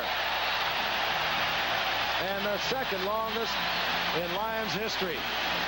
My goodness, what was the longest? That was 53. Boy, what a 7th-round draft pick Ed Murray was. Well, Eddie Murray is still being congratulated on a tremendous feat, a 53-yard field goal, second longest in Detroit history. He really got a foot into it. Hipple will get it down. That's one of the key items. Let's watch his reaction. Once he bangs it, I think he knows he's got it. Record, by the way, of 54 yards. Look at it. That shows you how long it was. It took a long look. Right into the arms of his quarterback. The record had been held by, or is held by Glenn. Well, Eddie Murray is still being congratulated on a tremendous feat, a 53-yard field goal, second longest in Detroit history. He really got a foot into it. Hipple will get it down. That's one of the key items. Let's watch his reaction. Once he bangs it, I think he knows he's got it. Record, by the way, of 54 yards. Look at it. That shows you how long it was. It took a long look. Right into the arms of his quarterback. The record had been held by, or is held by Glenn Presnell. It goes all the way back to 1934. But Eddie Murray, whose longest kick was 52 yards until tonight, has now kicked 153 yards. Lions 27, the Bears 14. I remember some years ago, Giff and Dandy, when down in New Orleans and Tom Dempsey kicked that long, 59-yard field goal against the Lions to win a game. It was 63, wasn't it? It was 63 yards. Yeah, I think it was a 63 yard. Yeah. I know the Lion defense. Alex Garrett used to tell the story. They saw him line up for the field goal, laughing at him for even trying. Dave Williams has not been back on the last 2 kickoffs for Chicago. You're looking at the rookie from USC, Jeff Fisher. Eddie Murray will get the second half underway. Fisher, we know, can go the distance. He went 88 for the punt against Tampa Bay. This is Leslie Frazier, as once again Murray kicks away from the deep man of Chicago. Frazier out over the 20-yard line. Let's take a look at the stats. Fairly close. Offensively, the 3 turnovers by the Chicago Bears. They do make a difference. Well, the Bears made some big plays the first half. They really didn't sustain much. They did give Walter Payton a little room to run there at the end of the half. Let's see if they can get their act together here. They got big plays from the rookie Marcus Anderson from Tulane. An 85-yard touchdown pass. He set up another one with a nice reception. The 2 rookies, 88 Anderson, Ken Marjoram from Stanford, number 89, are in there because Baschnagel is injured, as is Ricky Watts, the veteran outside men for Chicago. Here comes Walter Payton. And there goes Walter Payton. He struggles back to the line of scrimmage. And again, for those of you who might have joined us late, Billy Sims, we were told, could play if necessary, if needed. 185 yards against Denver on a 4th down call that could have perhaps brought victory to the Detroit Lions. Billy Sims was held short, and he damaged his left toe. It is in some sort of a flexible cast tonight. But he did not start, and if Detroit maintains the lead, or perhaps even if they don't at this point, I don't think we'll see the NFL Rookie of the Year, Billy Sims, a year ago. 2nd down and 10. Inside the 24, and they're not going to get it off. Nope, delay of the game. 30-second clock expires. Oh, that's too bad. Frank, that field goal you were telling me about a while ago, does that record go back, did you say 1934? Glenn Presnell. Okay, that was the first year that the Detroit Lions became the Detroit Lions. And before that, they were the Portsmouth Spartans. How about that? I Little like trivia. that. Sims, but you really can't see it. You've been doing research again, Don. Well, you've been sneaking around this afternoon. I got an interesting letter, and it's true. These Portsmouth Spartans played the first night game in the NFL, and they played the first indoor game on a 60-yard field in Chicago. And then they couldn't keep the team going. Small town here in Ohio Valley, and They became the Detroit Lions, and in 1935 they won the NFL championship. You know, you're a real full-fledged historian. Well, no, I got a lot of friends out there that send in notes. I see. Delay of game on the offense. Well, it took them quite a while to work that out, but they finally got it marked off, so it's going to be second down now and 15 for Vince Evans. And what really happened, they called the penalty, but they forgot to mark it off, and one of the Detroit linemen heads up about 20 seconds later and said, hey, you didn't give us our 5.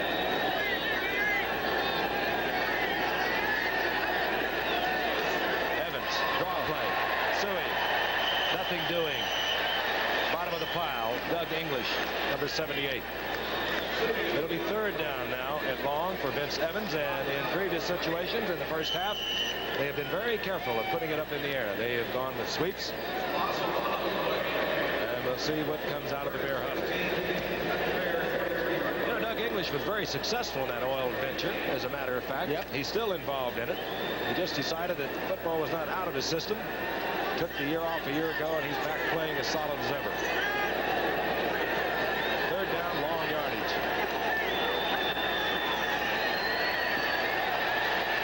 Evans with a fine shot upfield, and Marcus Anderson is playing really fine football tonight. 5'11", 168-pounder. Gets the first down for the Bears. There's no question that's a big leg play there, and Vince Evans got a big leg arm. He really threw a shot in there. Marcus Anderson making some good plays tonight. Now he gets away from the coverage there of James Hunter. Hunter goes closes fast. Good throw. I'll tell you, this youngster is going to put some pressure on Bashnagel when he gets well from the broken wrist, and from Ricky Watts when he gets over one of his frequent pulled muscles. Evans, all the time in the world, and this time Anderson could not hold on to that ball. It was really smoking as it went through his fingers. He's got some kind Evans can throw it, can't he? He really can. He's got a gun, as they say. Let's pause 5 seconds now and allow our stations to identify themselves. WLS-TV, Chicago. We move past the 11 o'clock Eastern time zone. Howard Cosell not with us here this evening. Fran Tarkenton, Don Meredith, Frank Gifford. He's preparing, of course, for the World Series that will come your way tomorrow night. The Yankees and the Dodgers. It'll be a beauty. Second down and 10. Here comes Walter Payton. Emmanuel Sanders out in front. Payton gets up to the 40 and just refuses to go down. You got a feel for Walter. He's doing coming out the outside. He barely missed Emmanuel Sanders and bumped into Robin Earl, and those guys were on his side. Hey, Emmanuel Sanders is not really your basic pulling guard, what we've seen this far this evening. Good straight ahead, good on the pass block. He was released by Detroit. And Dick Stanfield, now coaching with the Bears, had him down there when Stanfield was down there. And when the offensive line was trouble early in the year, Stanfield brought him in. He's starting ahead of Reevy Sorry, a longtime starter who had 62 consecutive starts, but he's been benched. Third down and 7. Blitz on Evans. Flag is down. Walter Payton has the football. And depending upon the flag, Payton has yardage for the first down. That settles that. Holding Bears. Evans made probably his best play of the night. All arm, and he whistled it. He did. Throwing off balance, jumped up in the air. Neil Armstrong, the beleaguered coach of the Chicago Bears. They're really hammering on him in the press in Chicago. Hammering on the entire organization, I might add. Even we got some mail. Don got a new song that perhaps he'll sing a little later on. The new Chicago Bears song, some fans suggested. Holding number 65 offense. Well, it's unfortunate. Neil Armstrong's a quality man. So is Jim Finks, the general manager. They're talented and quality people, and you hate to see him have to take that kind of heat, but it's part of the business. Noah Jackson holding for the Bears. Third down, 16. Evans strong arms it to Marjoram. Pass that could have been caught and thrown behind Marjoram. Marjorman's really come on. A couple of weeks ago in Minnesota, he caught 10 balls for 140 yards. Broke a lot of the records out there set by Tony Hill, James Lofton, and Gene Washington. The Bears Bears' third-round draft pick, Ken Marshall. Here's Bob Parsons now, and here is Robbie Martin. Martin at Detroit's 25-yard line. Parsons, fine punt. Martin will have an opportunity. And Martin collides out there with several of the on-rushing Bears. 49-yard punt, 10-yard return, and Detroit will have the ball 1st and 10 at their own 30-yard line. You know, I don't like giving things up.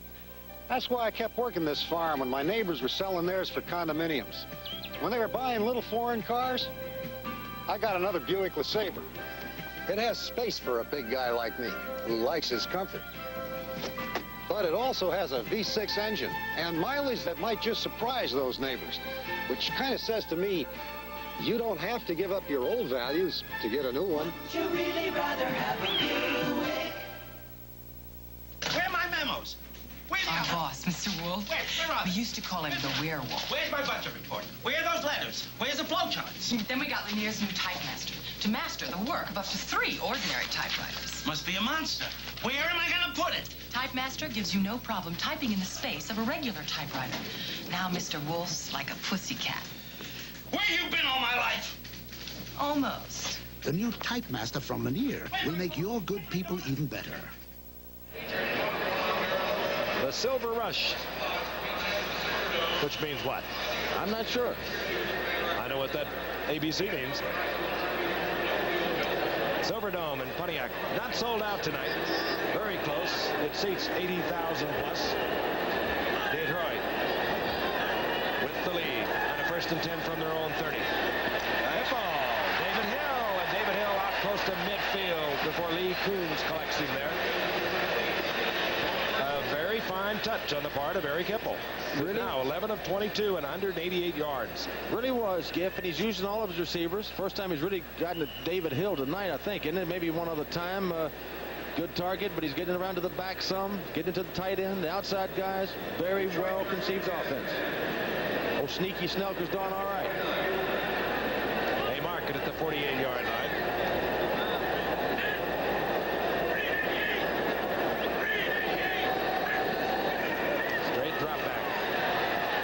Protection. Hipple strong arms it as a man. Fred Scott.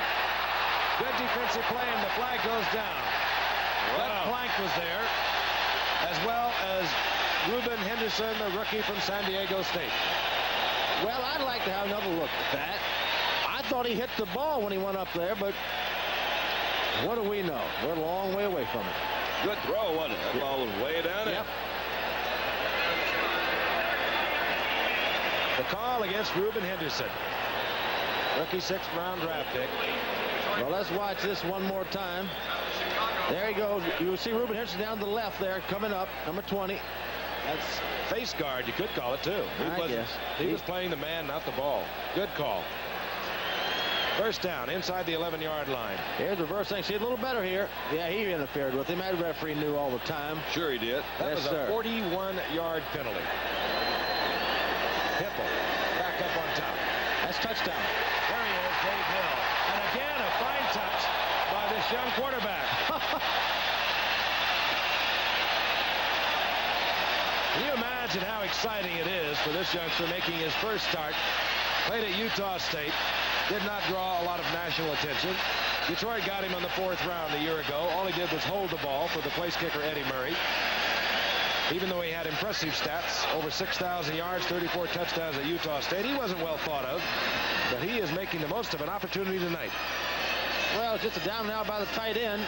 David Hill hadn't been in the end zone so long. He did a very bad job of spiking this ball. Hey, well, that was a lovely touch, though. That ball was laid out there in nice shape. Ed Murray. Detroit extending their lead over the Bears. They now lead 34-14. Very costly interference call against Reuben Henderson. We'll be back in a moment. You know, baseball's the same in Japan as it is in America. You play 9 innings, 3 strikes and you're out. And after the game, there's nothing like a beer. And when Numa's in town, I treat him to light beer from Miller because it tastes great. Yeah, I know it's less filling, but we drink it because it tastes great. Cutting down. Listen, Numa, it tastes great. See, oh, cutting down. Oy. All right, it's less filling. Light beer from Miller. Everything you always wanted in a beer, and Cutting down. A phenomenon that has always puzzled me is why some people settle for the ordinary when they could have the extraordinary. Perhaps its cause is simply a lack of knowledge. Fortunately, I've never had that problem. So choosing a home videotape recorder was relatively easy.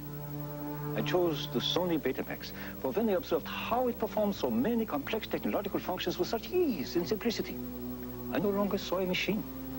I saw genius. The genius of Betamax, only from Sony. Sunday, for the first time ever, live network start-to-finish coverage of the New York City Marathon. Join the Oktoberfest for October's Best on ABC Sports. David Hill has caught 3 tonight. This last one for a touchdown. But he ran a great pattern, but watch the spike. He goes up. He's going to really lay it down on the rug, and he did lay it down on the rug. He didn't slam it down. Oh, he said, I wanted to do that. Yeah. Not having a David Hill year. He had only 8 receptions in 6 games coming into tonight. And he's found a man that can get it to him now. That's Jeff Fisher. Ed Murray really bangs this one. Keeps it up high. And here comes Fisher. Out of bounds. Inside the 20. At the 18-yard line. So Chicago struggling offensively. Giving up costly errors defensively. Bringing the offensive team back out. And on the opposite end of that, the Lions have really put together some things their last 4 possessions. 3 touchdowns and 1 field goal. Isn't bad. That drive, part of Detroit, aided by that 41-yard penalty, used up a little less than a minute and covered 70 yards. We got a new quarter. No, it's still Evans. I thought they had a new quarterback. Evans remains.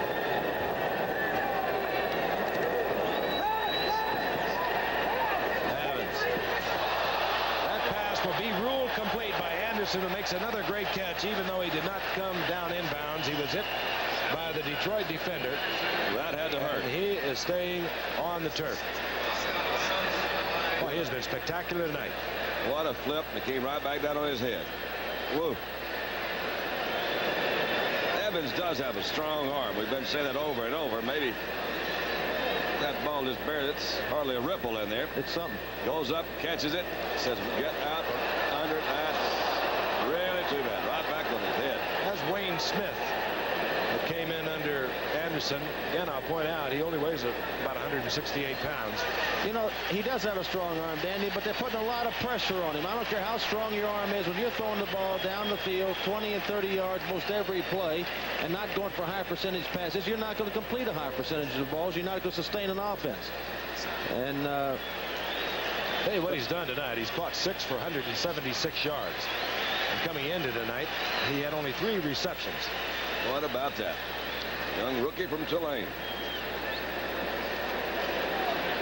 Being assisted from the field, and we'll get word from the bench as quickly as we can. Meanwhile, Brian Baschnagel, who suffered a slight fracture of the wrist, is coming to the lineup. He wears number 84. He has been the regular starter for the Bears for several years, but he is wearing a cast on his wrist, covered with, of course, the sponge rubber that is required. Dandy, as I sit here, the wind is blowing in here and blowing this banner over our head straight out. Now, you tell me how that can be. I didn't lie to you, Francis. I told you there was wind in here. There is wind in here. 2nd down and 1.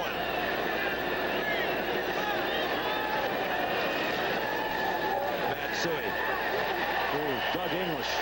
Matt Suey will not get the first down as Doug English is playing fine football tonight. I felt 2 years ago there was no better defensive tackle playing than Doug English. And I know it was a big loss for the Lions last year, but they're glad to get him back. That man can play. When he gets hot in his oil business, he might buy the Lions. Oil business being better than the car business these days. 3rd down is very short yardage. The 2 tight ends are in. As there's a Doug English is getting them fired up. He's talking to big old Gay there and said, let's go. About a half a yard needed for the first.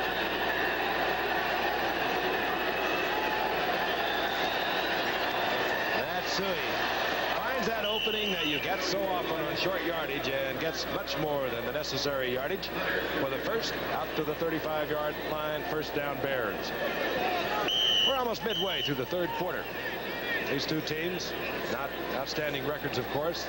Detroit 2-4, and Chicago 1-5. And now an injured Lion is being assisted from the field. That's William Gay.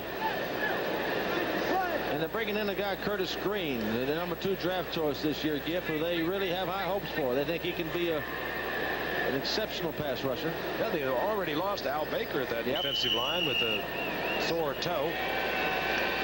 Much like that of running back Billy Sims, whom we have not seen tonight. Same foot. Curtis Green wears number 62. He's in there defensively now for Detroit. First down, 10.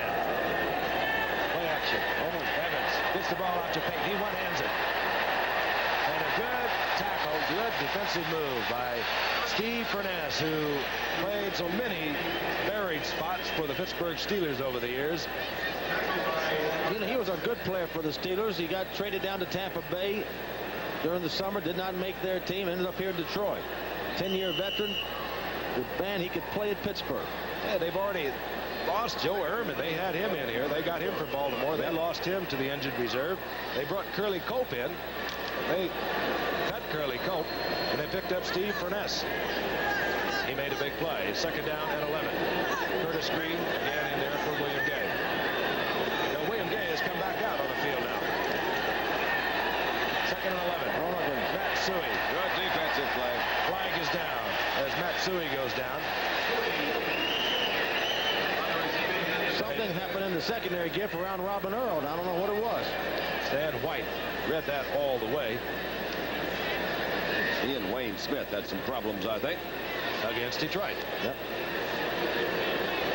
Giff, you mentioned the injuries to Detroit. It seems Detroit every year has a lot of injuries. You know, some teams seem to just have more injuries than others. Usually the losing teams. Yep, and Detroit has them every year. I'm not being facetious about it. It usually is really is true. It always was amazing to me as we listen. Well, no, not listen to call it. Let's listen to it here. Illegal use of hands. Number 44 on the defense during the pass. First down. And on Smith. And on the other hand, Bud Grant's team over in Minnesota, which dominates this division, have very few injuries. Very few. And this team does. They don't dare. And the Packers have a lot of injuries also. Tell me Bud's not really that big on all the weightlifting and the off-season stuff. No scrimmaging during the week, late training camps. He takes it pretty easy. Training practice during duck season. On first and 10, following the penalty. Walter Payton. Vintage Walter Payton. Out over the 45 to the 47 with an 8-yard pickup when he should have been stopped behind the line of scrimmage. I'll tell you, old Ray Bob Olam made a heck of a defensive play. He's a guy that you're going to see Walter come jumping over. Coming out on the outside. That's Emmanuel Sanders. He goes right under. That was Olam. What a move by Payton. 67 yards for Walter tonight, and difficult yards. And Doug English is going out now. My goodness, if they they're being decimated. Continue the defensive line. They're going to put an offensive tackle over there. Well, they've only got 3 defensive linemen left. That's what they got 4 in there now, but they only got 3 healthy ones. Gay has come back in. This is Bashnagel playing again with the cast on that injured wrist. He gets the first down. He's close to the 48-yard line of Detroit. Bears getting something together here in this drive with 7 minutes remaining in the third quarter and down 34-14. There's that cast. Imagine he's got to feel pretty good about making that first reception, too. So we have Marjoram now, 89, and Bashnagel, 84, wide receivers for the Bears. A play of this drive, Walter Payton gets inside the 45. Another gain of 4. It'll be second down and 6. Tim Fantetti made the stop. Yards are coming tough for Sweetness tonight.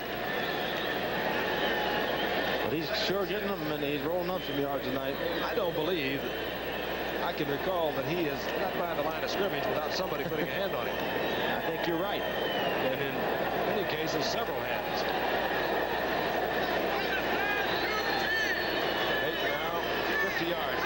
6 attempts.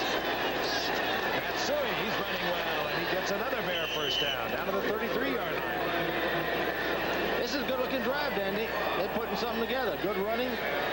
He is good with it. It seems like they're really having to work for it. I mean, it's nothing coming easy for them. They're just picking here, picking there. 20 points behind. 20 points down. You got to think in terms of somewhere along the line getting a big play. Yeah, but they need to get something solid. A good solid drive would do a lot for their psyche. If they can take it all the way in with a good solid drive. All right. Robin Earl in motion. Walter Payton. Oh, and Payton runs right into Stan White. Carries him forward for a yard and a half. Good defensive play by Stan White. So he had pretty good position on it. One of the reasons I'm guessing that they may be having a little offensive generation here is, as we mentioned, the defensive linemen that have been hurt. So they've got some new players in there. Well, we've got Doug English back in there. Yep. Gay is back in. But he's got a pass situation here. Let's see if he can hit a controlled pass. Something 7, 8, 9 yards. Keep his drive going. That's what he needs. Followed 2nd down and 8. Evans. Wide open. Beischagel. He holds on even with the cast on his hand. Inside the 10. Down to the 7. 1st and goal. Had to hold on to it. He couldn't get out of the way. That ball was down there before he could turn around. Hit him right in the 8. Still waiting on the report about the condition of Marcus Anderson. Well, Evans is going to go back, get set good. He has a wide open Beischagel, and he delivers a strike. What talent this young man has. If he can get it put together, he can really do something. He threw a good ball there. Beischagel makes the play, and they're in position to score. Evans now 12 of 18 for 220 yards.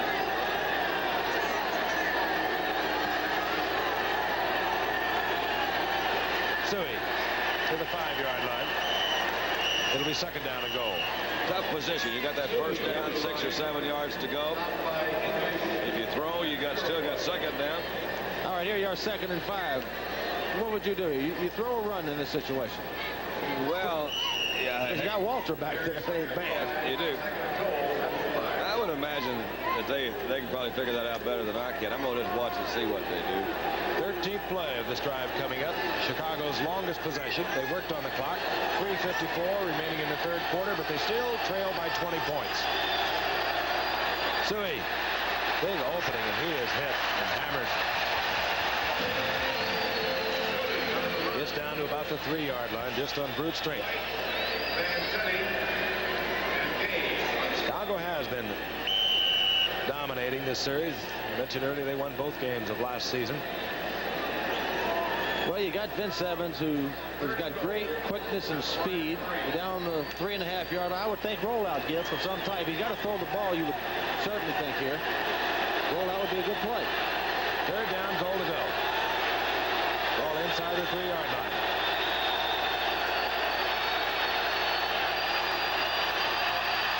Evans had to fire it away. Ken Marjoram is in the end zone. That'll bring up 4th down. And 20 points down, you got to go, don't you? I would think so. And they are going to go. I don't know. You know, they left themselves one option there.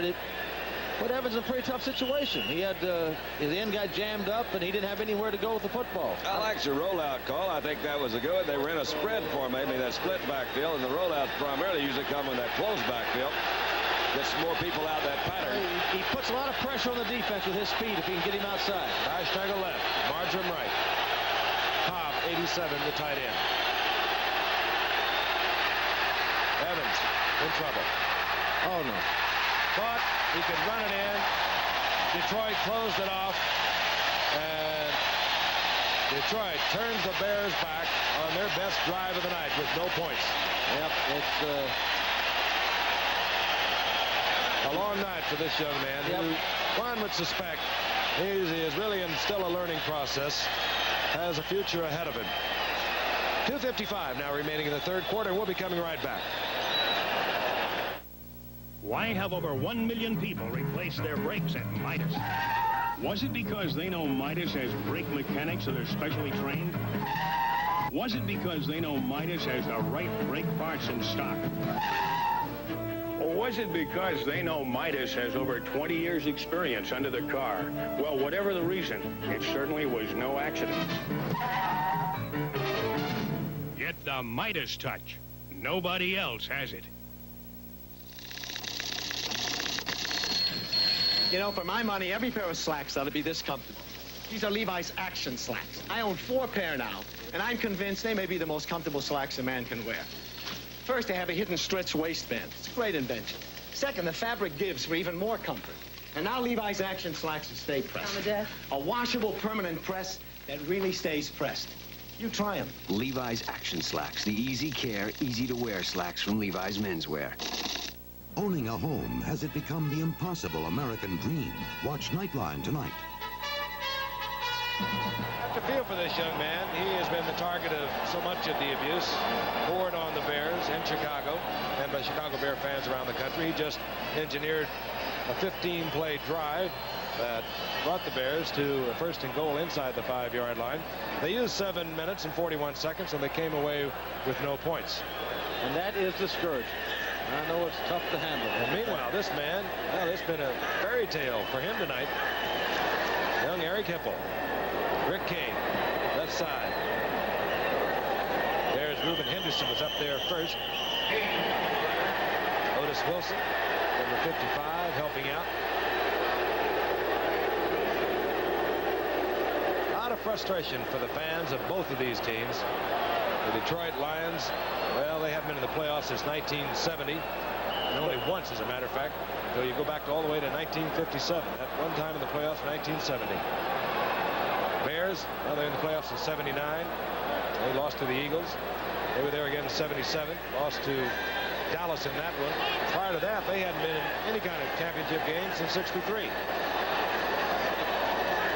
That creates the frustration. Second down and 11. Dexter Bussey. There's a really smoking on defense down there. Otis Wilson leading the way. You really got to give credit, Gift. Down 34-14. We're seeing more hitting right now, more aggressive than we've seen all night. They're getting mad. Yeah.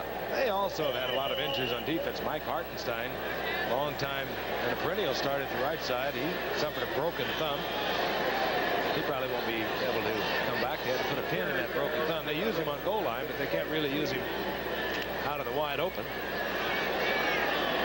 But I think he's in there now, Gift. They just put him in. Yeah, they put him in. He's in there now. Tight situations. Playing with a big cast on. Right side, Rick Kane. Try doing the smart thing with a 20-point lead. They're not going to turn it over down here deep. These fans won't score every possession, don't they? They're booing that call from the 3-yard line. I know it was a good call. Tough series of downs, but you're right, Gift. They did the right thing. They got a punter that leads the NFC, averaging over 45 yards coming into tonight. Dropped just a bit. Here's Jeff Fisher that can put some life into the Bear team.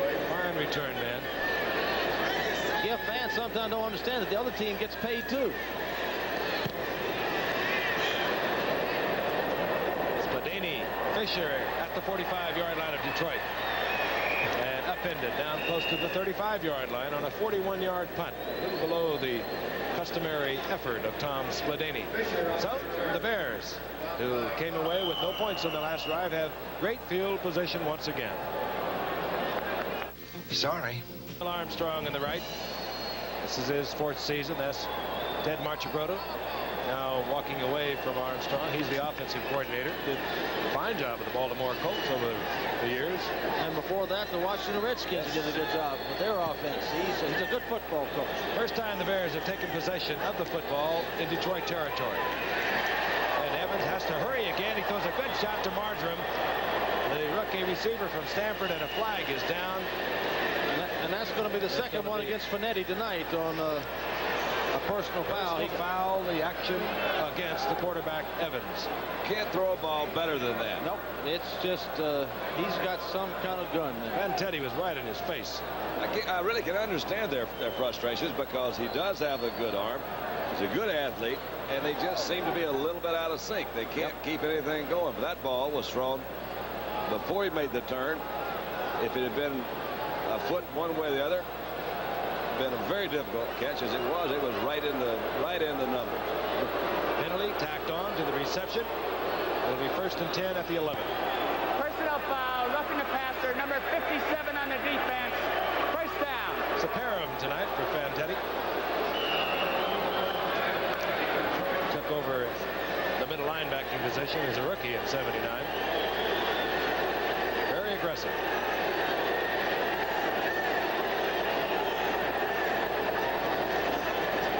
Walter Payton. Payton just using that amazing strength that we see so often to get down close to the 8-yard line. Well, you know, down here, if you do go to the passing game, it's very difficult to get to the outside receivers. There's not enough room down there, and you really have to get the ball either to your tight end or the two backs. Now, he's not done that very well tonight. He's done very well getting to the wide receivers. And time is running out here in the 3rd quarter. It'll be 2nd down and 7. Ball at the 7-yard line. That's the end of the 3rd quarter. 34-14, Detroit over Chicago. We'll be back after this message from our local stations. Premiering Sunday after the World Series. A special 2-hour premiere of a hot new series, Today's FBI. You're in a risky line of business. Mike Connors busts open a waterfront scandal. I want this walking garbage off my feet. Today's FBI. Sunday. We'll show you how the Dodgers got into the World Series, and we'll talk to some Bear fans who can't take out their frustrations on Howard Cosell, so they go after the Bears after the game. Get great savings during the Appliance Bonanza at Montgomery Ward. Like Ward's 4-in-1 component center with AM/FM stereo, 8-track and cassette recorders, and turntable. It's now $40 off. Get the armchair convenience of remote control with a Ward's 19-inch color TV, and you'll save $70. Ward's 1.5 cubic foot microwave cooks a complete meal and features automatic temperature probe. It's now $100 off. You'll find savings in every appliance department now at Montgomery Ward. The ability of science to turn the seemingly impossible into reality is behind many new oil discoveries at Amoco. Our scientists can look through the very Earth itself with electronic devices that scan deep through solid rock miles below the Earth's surface. It's one technique Amoco is using to help find natural gas in Louisiana now, and new energy to keep America growing in the year 2000 and beyond. Charity's going broke tomorrow on 4:30.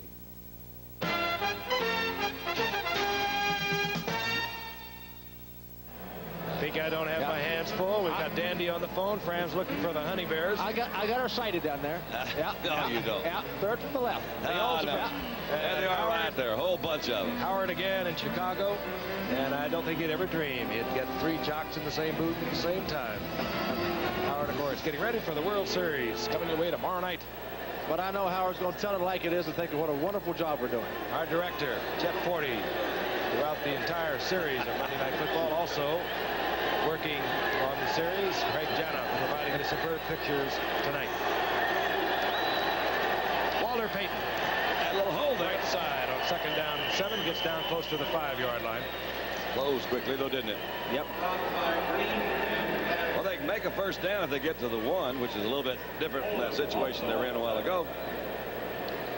Take a look at the 3rd quarter stats, and the time of possession has gone considerably in favor of Chicago. Yep. Detroit had the ball only 3:25 in the 3rd quarter.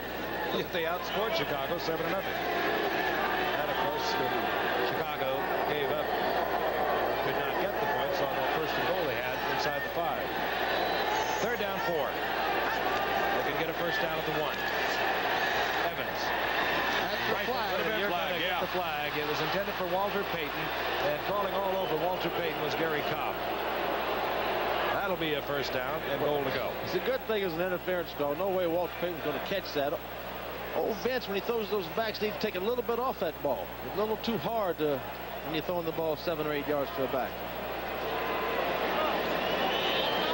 1st down, goal to go. The Bears down by 20. Pass interference, number 53 on the defense. 1st down. Again, you'd like to get the feeling as we look once again to the pass interference. No question about it. Cobb all over Payton. Yep. You'd like to get the feeling that offensively the Bears could catch up with 20 points down, but they just are struggling almost on every play. Detroit will contribute once again as they Should be called for encroachment unless they were induced. He's a little too far out to do that overfading leap, I think, also. Yep, I think you're right. They're going to penalize him half the distance to the goal, though, I would imagine.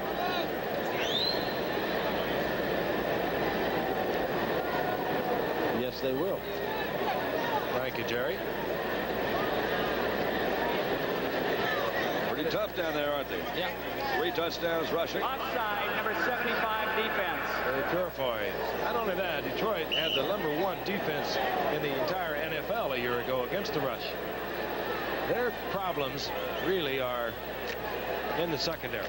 That front four is good and solid. Purified, Gay, English, Baker when he's healthy. Down, his first down following the penalty. Down remaining the same. Matsui. Nothing there. They are tough down there. Ooh. Big cats in there.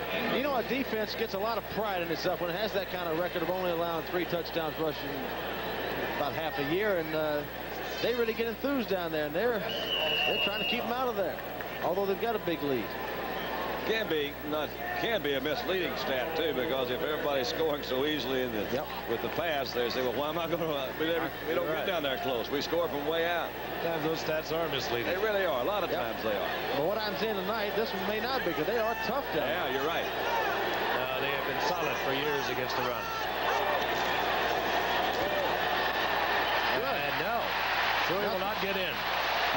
Now that's awfully good. This crowd is starting to get a little bit excited. They'd like to see the goal line stand. Boy, is there some hitting when you get down there? Putting hats on hats. Somebody comes in and just rips him back. I think it's William Gay. Should have given the ball to Walter. He made it over the goal line and no problem at all. It may be time for the leap here, Dandy. This may be it. They in leap territory? I think they are. They're about the 1-yard line. He can leap a yard. Suey has gained no yardage in the last 3 attempts. So we'll look for 34. Up and over. Flag is down. Flag is down. You saw just the slightest movement on the left side. And he got way up, but I don't think he got in that time either. But he got it close. You also saw that hold. Oh, no. Oh, that's a tough penalty. Noah Jackson, they say, the left guard for the Chicago Bears. Might give Vince Evans There's a little quick move. But that was Albrecht, 64, I thought, not Noah Jackson. But whoever, it was against somebody. Left guard on the offense. Well, nice. So the Bears are backed up. The 6-yard line down remains the same. It will give Evans actually a little more room to work with in the end zone with his receivers. Yep, got to look at the tight end here. Either tight, you got 2 double tight end or the running back. Actually, got 3 tight ends. A strange formation when you know you have to throw the ball. You're going to roll. Oh, incomplete. Mike Cobb, the intended receiver. Defensively, back there, James Hunter, number 28. But that was going to be 4th down. Good play by Evans. He really pressured the defense. He rolled out, pulled up, found the guy open in the end zone. Had a chance. Are they going to kick it then? Well, they're trotting out John Rovetta. Well, yes, they are. Rovetta, as I mentioned, is the 3rd place kicker thus far this year for the Chicago Bears. He's perfect in the field goal department because he hasn't tried one. Well, they don't have enough men out there now. They really don't. They're missing. No, this is pathetic. This is really not good. No. And Chicago was forced to use a timeout. They had 10 men on the field. We'll be back in a moment. More frustration for Armstrong. Used to be when I had a job to do around the house, it was 1-on-1. Me against the house. And since the house was much bigger, I usually lost. Well, I've just changed all that with my Black & Decker Workmate. It'll hold just about anything I want to work on, from a door to a pipe to a 200-pound dresser. In fact, my workmate is so good at helping me work, I'm giving it Sunday off. Workmates available from about $50. John Rovetto, the third Chicago Bear place kicker this year. Told you earlier, Bob Thomas, injured hamstring. Hans Nielsen blew a short one up in Minnesota. He was gone. Rovetto tried out with Dallas last year. He tried out with Tampa Bay this year. Had a good college record at Southwest Louisiana. This will be his first attempt in a Bear uniform. Bob Avellini, the holder. Jay Hilgenberg snaps the ball. See, John, it's not difficult. I think I would have taken a delay of game penalty that last time before I would have used a timeout. 5 yards wouldn't have hurt down there. Yeah, if you just mentioned Jay Hilgenberg snapped the ball. His uncle played for the Minnesota Vikings linebacker. Do you know who that was, Dandy? Wally. His uncle, yep. That's old Wally. He's also Jay's agent. Interesting topic on Nightline tonight, coming up after the game. Something that really touches all of us. Nightline will focus on the crisis in the housing industry. And again, it affects so many home buyers and home builders. Tonight on Nightline. Good-looking group of cheerleaders. They from Mount Vernon? Almost the same color. 12:44 remaining in the game. Bears pick up 3 points. Twice they've been down inside the 5-yard line with a first down and goal to go, and they come away with 3 points with the 2 efforts. They trail 34-17.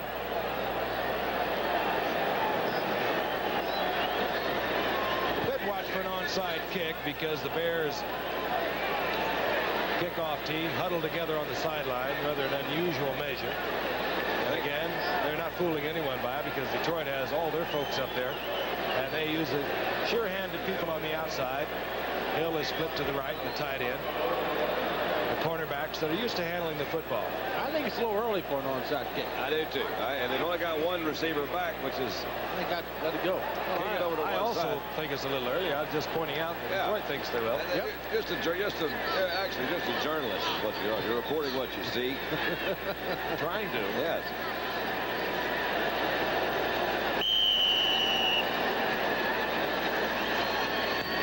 Rovetto kicks it away. Difficult kick to return. Wedge. Hard to form when you're anticipating the onside. Oh, he's got outside though. Robbie Martin gets around the corner, turns it upfield, and gets all the way out to the 35-yard line. Fine return by this young rookie from Cal Poly out in San Luis Obispo of California. Home of Ed Brown, a former Chicago Bear. Ooh, Eddie Brown. He had some moves, didn't he? That's what I heard. One of the real legends of this game. He was a football player too.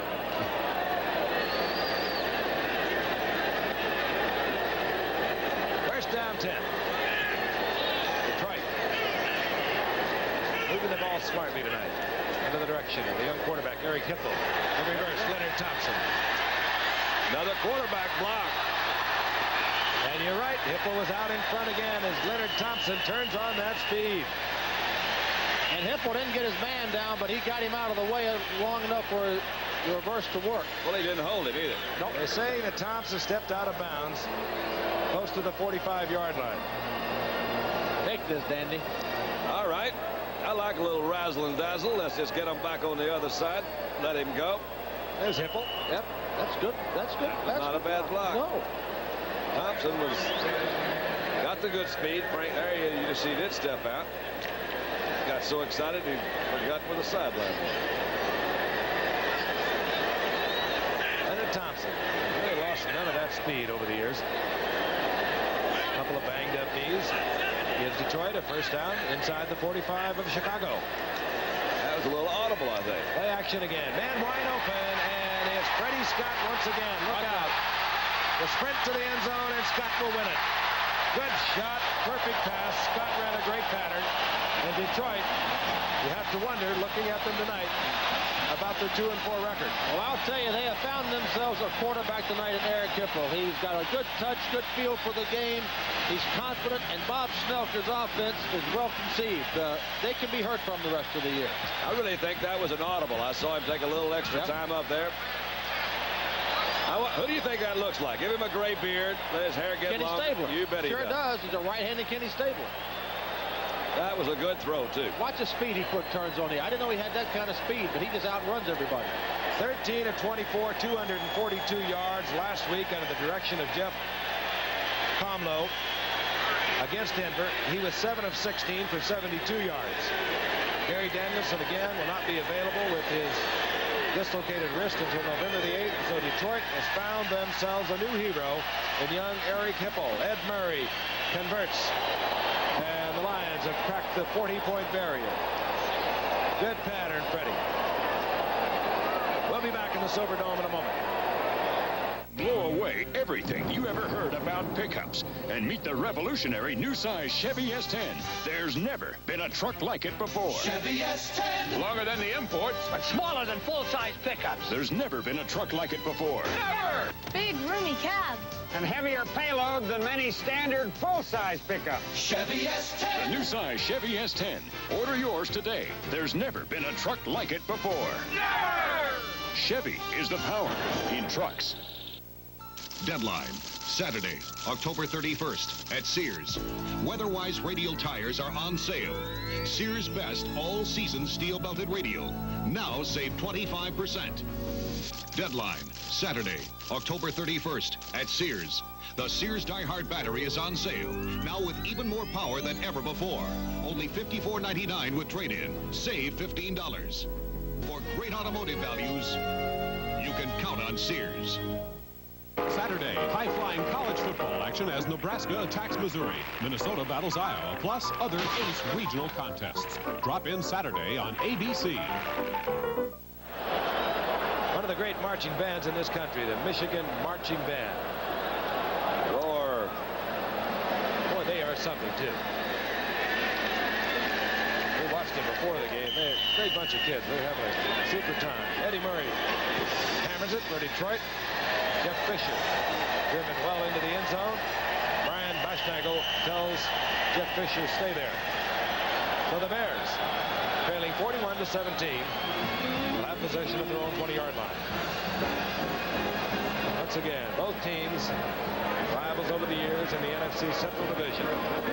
The Central Division now being headed in its customary style by Bud Grant with Minnesota Vikings.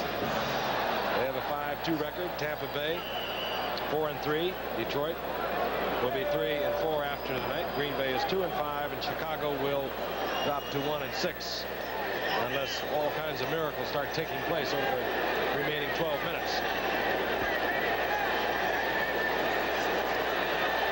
Evans has the time this time. Connects with the tight end. That's Robin Earl.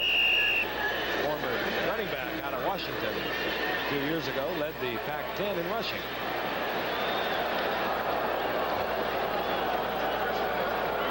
Big man, 6'5", 240-pounder, Robin Earl.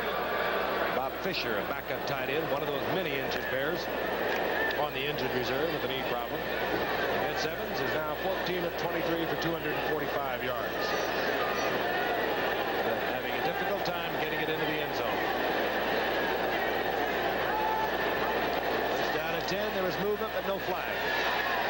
Evans fires a strike, and this time Marjoram shows the great hands that he exhibited over his career at Stanford. And Evans is shaken up again. Oh, he really took one.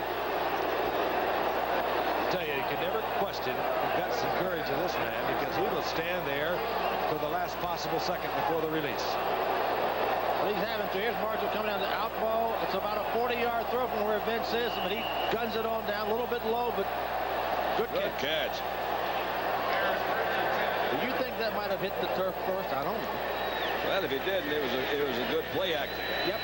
Incidentally, we've been told that Marcus Anderson was shaken up. He's the other rookie who had a great night tonight for Tulane, but he has a rib problem. Hey, look back on that lick he took. I'm not surprised, were you? Walter Payton gets outside. Finds himself a Detroit defender and steps out of bounds. Short of the first down, but another pickup for Payton of 7 yards. It was Alvin Hall defensively. Payton now 89 yards. And they have been tough. The Bears, the last 3 times have driven the ball very nicely. Good drive, good passing, good running. You get down inside the 5, they cannot score. Well, it's solved that if they just start off with field position improved by about 5 yards. Wait a minute. Wait a minute. We'll come back to that. Oh, okay. Second down, long to Matt Suey, single setback. Evans, look out, blitz is on, he just does get it away. Intended for Bashnagel, and Evans took another tremendous shot. Defensively, Jimmy Allen back there working on Bashnagel. I'll tell you, here's what I meant earlier. He knew this man was coming, and yet he waited until he could throw the ball. He knew he was going to get hit. That's a safety blitz. That's Ray Oldham. Yeah.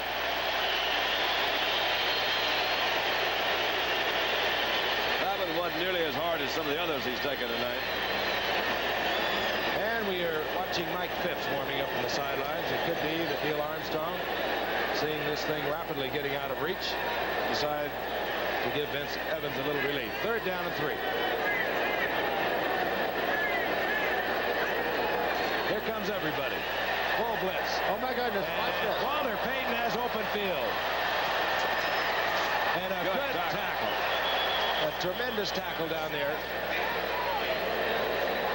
by James Hunter. 27-yard pickup. And you won't often see Walter Payton in an open field being stopped by one man. Credit to James Hunter.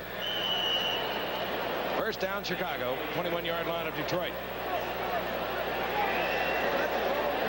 Mike Cobb now has come in as tight end for Chicago, number 87. That was a good read of the blitz by Evans. He had a blitz on, had to get nobody to pick it off a full pickup. He gets it out to Payton. Good read.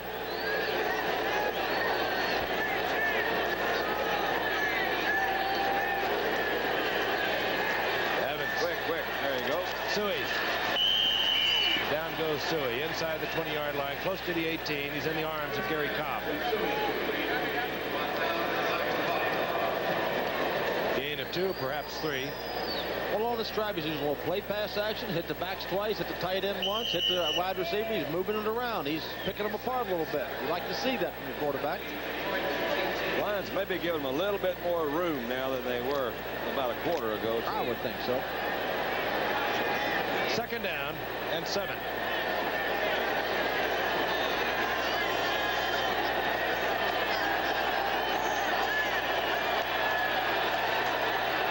Evans again on top. Going into the corner of the end zone. Bashnagel, intended receiver, well covered. Again, James Hunter was back there. He was getting help from linebacker Stan White. Walter Payton was out the 10-yard line all alone. 3rd down and 7. Evans on the night, 17 of 28, nearly 290 yards, 1 interception and 1 touchdown. Next week, Green Bay Packers will roll into the Silverdome to meet the Detroit Lions, and Chicago Bears will return home, and that will not be a friendly crowd when they take on San Diego.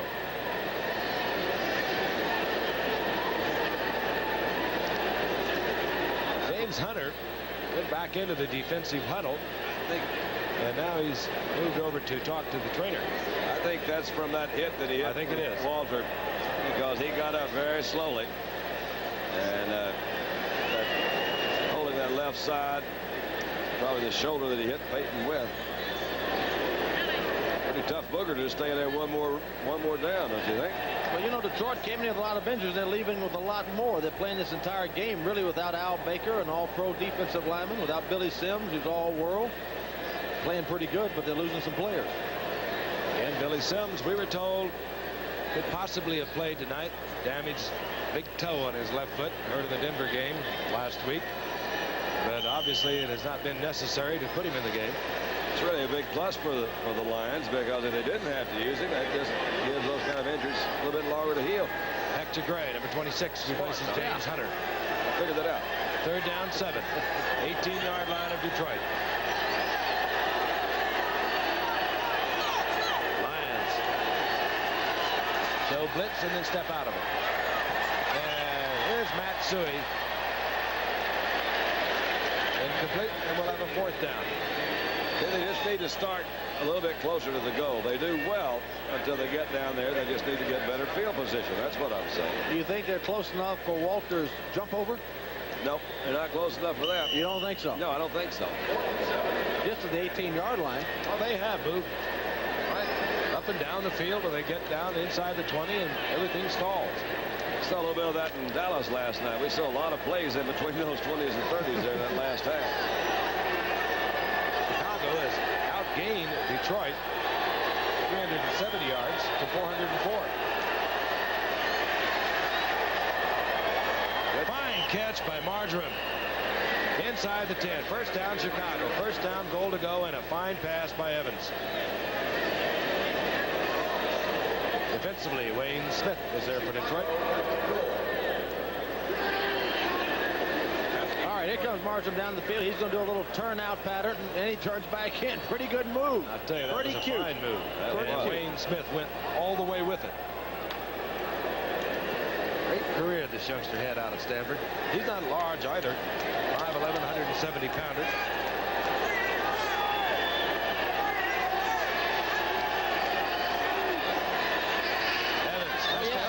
Wide open is Robin Earl, but Evans happened to throw that ball off balance, and once again he was under pressure. Yep, he really had him out there wide open. A little more touch is necessary. He had Robin Earl that was open by a good 5 yards that time. Sandy, you and I never had this problem. Do you think quarterbacks can have too strong an arm? Yeah, I think so. I think for years, either that or they only got one speed, you know. Yep. I mean, it's that one speed thing. Bobby Douglas took a lot of stuff there in the Bears for having that kind of arm for a number of years. 2nd down, goal to go. Suey on the draw play. Suey inside the 5-yard line where it'll be 3rd down and go. You're told that James Hunter bruised his left forearm in that tackle of Walter Payton. And Hunter is out of the game at the moment. Well, there they are again inside that 5. This is the 3rd time in the last so many possessions they've had the ball, drives, and they haven't been in the end zone yet from inside the 5. Twice they've had a 1st down and goal to go inside the 5. Now they have a 3rd down and goal. That was a quick look at Hunter. There's the rollout. He's going to run for it. He will not get in. Inside the 1, Vince Evans, and what a horrendous pileup of bodies. Don't anyone question the courage of Vince Evans. My goodness. And he is very slow getting up. Yep. That's why quarterbacks don't run in this way. It can be dangerous. And Evans is not getting up. Vince Evans being treated there on the sidelines, tried to force it into the end zone, could not do so, piled up. We'll be back and we'll check on the Chicago Bear quarterback in a moment. Welcome to the Buick School of Performing Arts and its most distinguished graduate, the Buick Riviera. With front-wheel drive, 4-wheel independent suspension, almost every power assist imaginable, standard. And for power, a sophisticated V6 or optional V8 or diesel engine. Buick's Riviera, a real driver's education.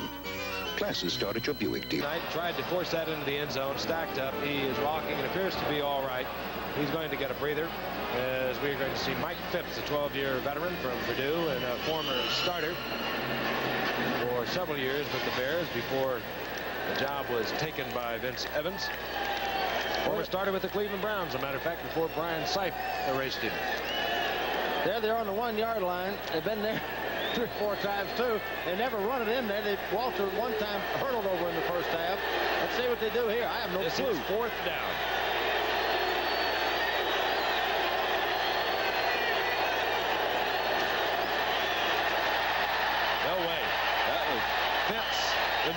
Walter Payton, who can leap out of the end zone.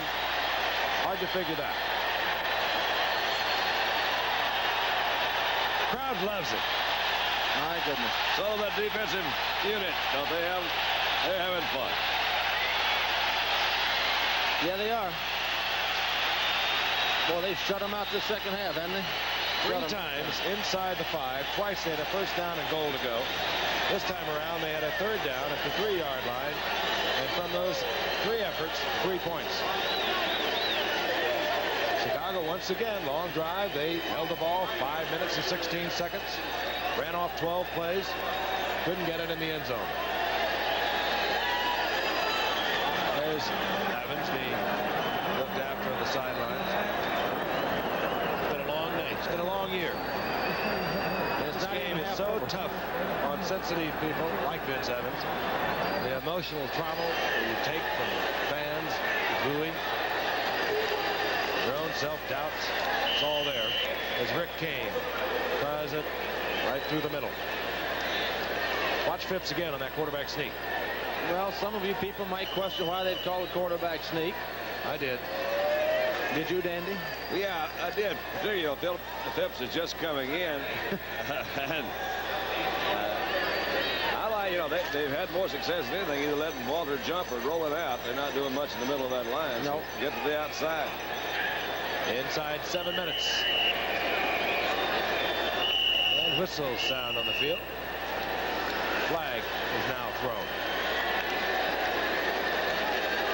Well, I'm sure it's very confusing to Neil Armstrong and trying to know what to do next. But they're just the Bears. I've never seen them so disorganized and discombobulated. They have a hard time. You know this man very well, Fran. Yeah. We all do, as a matter of fact. Yeah, he's very fine coach. 12 men on the field on the defense. Gosh. That's twice now they've had either too many men or one time on a field goal attempt or a conversion attempt. It was a field goal, by the way. They had 10 men on the field. You know, Bud Grant thinks he's a great coach. He was Bud's defensive assistant for years. He was a head coach up in Canada. He's a thoroughly professionally qualified head coach.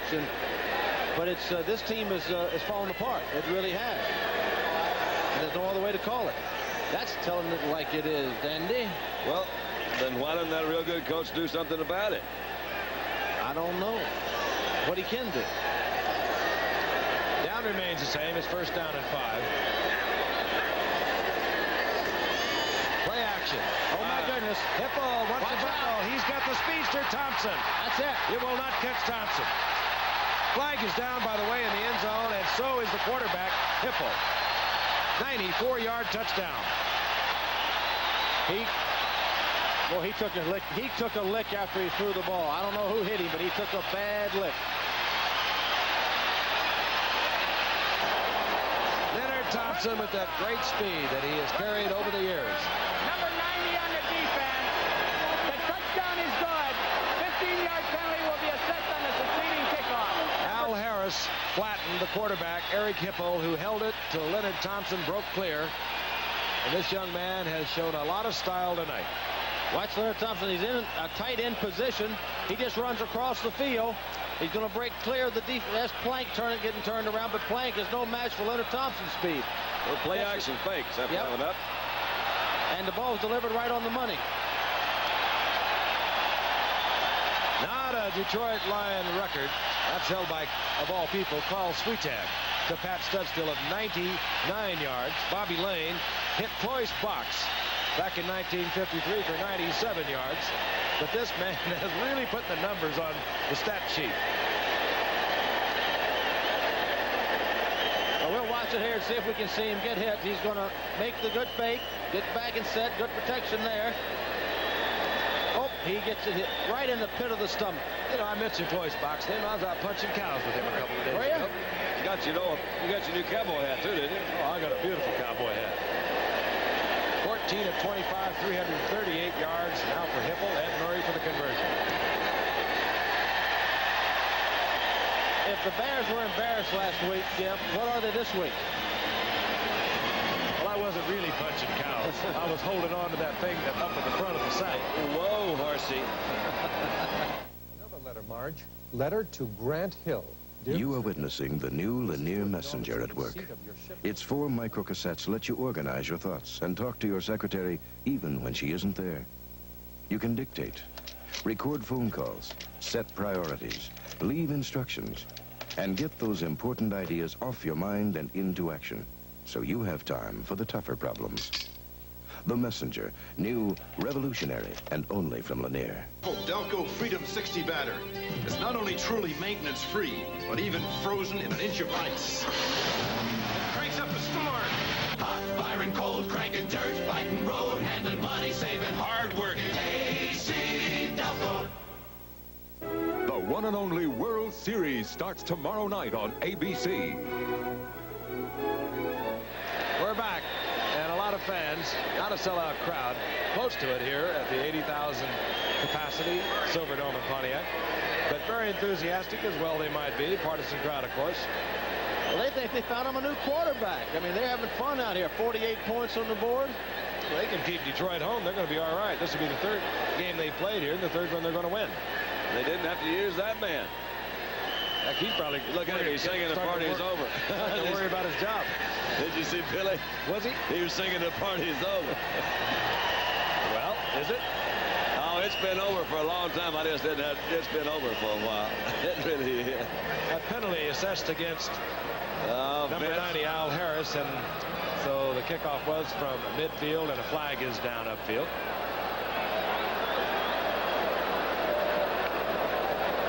You know, as you talk about the Bears' frustration, Jim Finks, who really had a large part of this, putting the Vikings together, making them a championship contender most every year. He brought in Bud Grant for one thing. Offside on the kicking team. Penalty declined. It's a touchback. First down. And I know it's frustrating to Jim because he's been here 7 years. He's had him in the playoffs a couple of times, but it just hasn't worked out for him this year. That's the time of possession. How about that? Yep. Lions, of course, big plays. Got much bigger than 94 yards. A touchdown pass of Hipple and Leonard Thompson.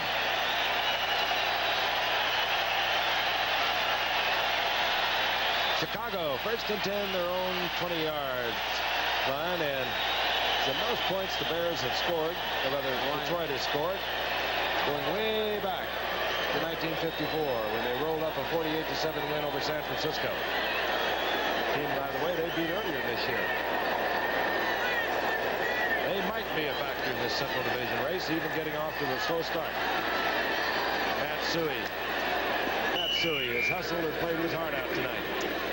Gets the first down for Chicago. And Phipps is down. And now Phipps is hurt.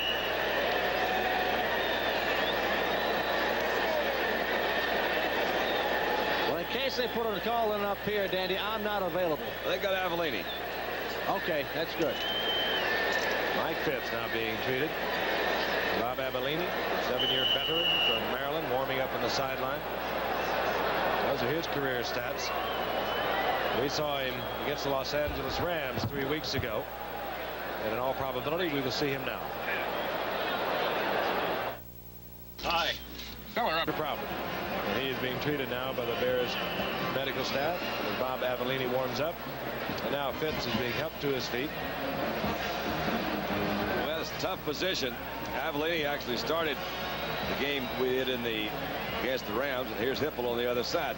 When you see the quarterbacks, Fran, they get a lot of praise. They get a lot of abuse. Do you feel that they really can swing a game like this? Absolutely. I think Phipps go off? I think the quarterback makes a tremendous difference. I don't think you can play in this league without a very good quarterback. People talk about why does Minnesota win the division now. I don't think their talent's any better than the Bears, the Lions, or other people, but they've got Grant Shirley. But they've also got Tommy Kramer, who happens to be far and away the best quarterback in this division.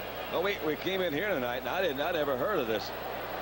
Hipple, really, you know, I didn't know anything about Hipple or Whipple, and all of a sudden we're going to be hearing a lot about him for a while. He's played tonight, and he's been a difference, a big difference. Bob Avellini is the quarterback. Mike Phipps carried off the field and appeared as if his left knee was damaged. William McClendon, 37, is one setback, and here he is. And he is stacked up. This Detroit Lion defense has really been charged tonight. That's Steve Furness with the defensive play, along with the rookie second-round draft pick Curtis Green out of Alabama State. It's also a confidence thing. When you got a quarterback that's hitting on all 8 cylinders that you believe in, the defense plays better, your line blocks better, everything goes better.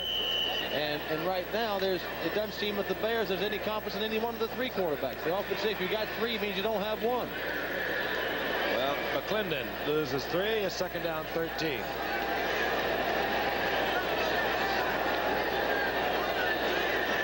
Matsui singles head back. Walter Payton now getting a breather. Avellini connects. Nice tackle. He gave up the football, and that will be ruled a completion. Under the new rule this year, once you control that ball, it is ruled a completion, and Detroit has it back. They're fighting over who got the fumble. 4th turnover of the night for Chicago. And it was James Harrell, the replacement middle linebacker for Fantetti. He got that one off just in time. Right there, wide open was Weisnagel. I'm sure that cast he's wearing on his arm had a lot to do with not being able to hold on to that. He didn't really get a real hard lick that time. Detroit has the football back. They're leading 48-17. And perhaps a star has been born tonight. He started off so well, Frank. The first pass was a beautifully thrown ball. Big gainer for him.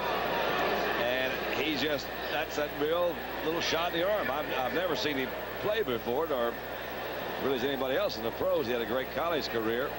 And they'd only thrown the ball 15 times in 2 years coming into the night. Didn't throw it at all, as a matter of fact, last year. So his action has been all this year. Monty Clark must have seen something in the youngster that he liked in the few appearances he made, because he had no qualms to send him out starting tonight, replacing Jeff Comlo, who had a tough time against Denver a week ago. And, of course, Gary Danielson can't come back till November the 8th.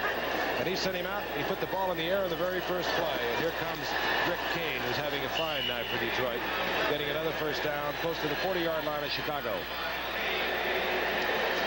You know. Mike Fitz, he's had an up-and-down career that goes back to the Cleveland Browns 12 years ago.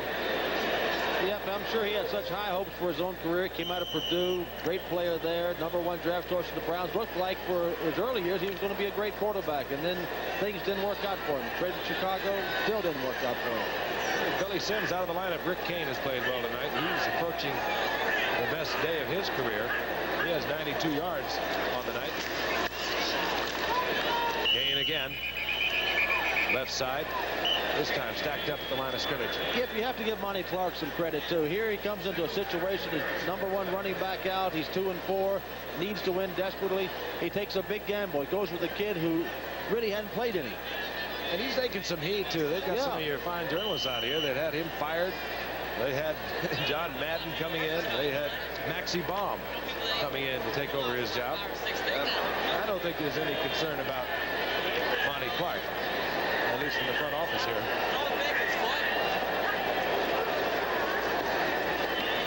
Rick Kane picks up 3 yards, and it'll be 3rd down and 7 as we head down towards the 2-minute warning. Detroit, of course, not concerned with it, but they have 3 timeouts, and Chicago has 2. All right, this telecast presented by the authority of the National Football League. It is intended for the private use of our audience. Go, Dandy. It is? Yeah. Well, I know this, that if there's any rebroadcast or other use of this telecast without the express written consent of the National Football League, I know you're not supposed to do that. No, and that is prohibited. 2-minute warning. And already, Chicago's had more points scored on them than they had going all the way back to 1969. New backwoods smokes. Thousands of the Detroit fans have filed out, content with a overwhelming victory tonight by the Lions over the Chicago Bears, a team that really has dominated Detroit over the past few years. They won both games last year. And right now we have 2 minutes remaining. 2 really tough minutes of a tough night for the beleaguered Chicago Bear team. I'm going to continue talking so you will know I'm not singing. Call it a night. There it is. The party's over. brothers, certainly not the Ames brothers. It could be the Andrews sisters. I don't know whether they're saying You be nice over there, Jake. You just be nice. It's been a long night. We could have sunk, take this job and shove it. Yeah. Green with envy he is. Third down, 7, and Kane again. He really is, as a matter of fact. You ought to hear him try to sing 4. It'll be 4th down. Drifting Saddles of the OK Corral. Only when he knows any words to it all is about an old dog named Shep. He can't sing that one either. He's jealous. You're right. I'm going to sit over closer to you, Dandy. I'm going to just move away. Walter, God love you, you're super. Yep. You just didn't have enough help tonight. Chicago has called timeout. No. They're going to pull this out. Now, no, that's really not right. Maybe somebody got hurt. They didn't call timeout. This ABC Sports exclusive has been brought to you tonight by Lowenbrow. When you want the taste of a truly great beer, there's really only one. Tonight, let it be Lowenbrow. And by the Buick Motor Division and your Buick dealer, who have proudly announced the 1982 Buicks. Well, credit to some of our fine technicians that have been bouncing around the country during this Oktoberfest, as we call it here at ABC. We have had a lot coming your way.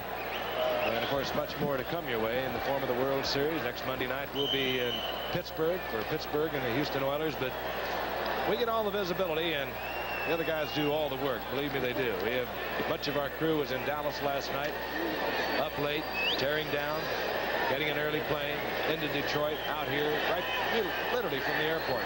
Great bunch of guys. Love being associated with them. 4th down. This is Vince Thompson, and he has a Detroit first down. Rookie from Villanova. Tell you about some of them. Of course, our executive producer of ABC Sports, Brun Arledge. ABC's Monday Night Football was produced by Bob Goodrich. Directed tonight by Craig Janoff. As I've already told you, Chet Forty, who's working on the World Series. He's in New York with Howard. Our technical director is Les Weiss. Our associate director, Bob Rosberg. This young man has really worked his tail. Our technical manager, Bill Freeberger. Our unit manager, Bob Crivelli. And assistant to the producer, Robbie Cowan. He put in some hours. John McGinnis, of course. Others, assistant Joan Chappie, Patty Ryan, Sal Johnson. That's not all of them, but that's a lot of them. Rick Kane, left side on first down. And of course, stats and research provided by Mike Swanson tonight. Harry Klein, also working on the World Series in New York. And from Canton, Ohio. Who is it? More relatives than any man I have ever met. Steve Ezekiel. Stevie boy. And we'll update the standings for you. Minnesota on top. They lead Tampa Bay. You can see for yourself. In Detroit, they're now in 3rd place. And Chicago remains at the bottom of the pile with a 1-6 record. 9-7 won it last year. Rick Kane over 100 yards tonight. He doesn't give any back. Final seconds ticking off.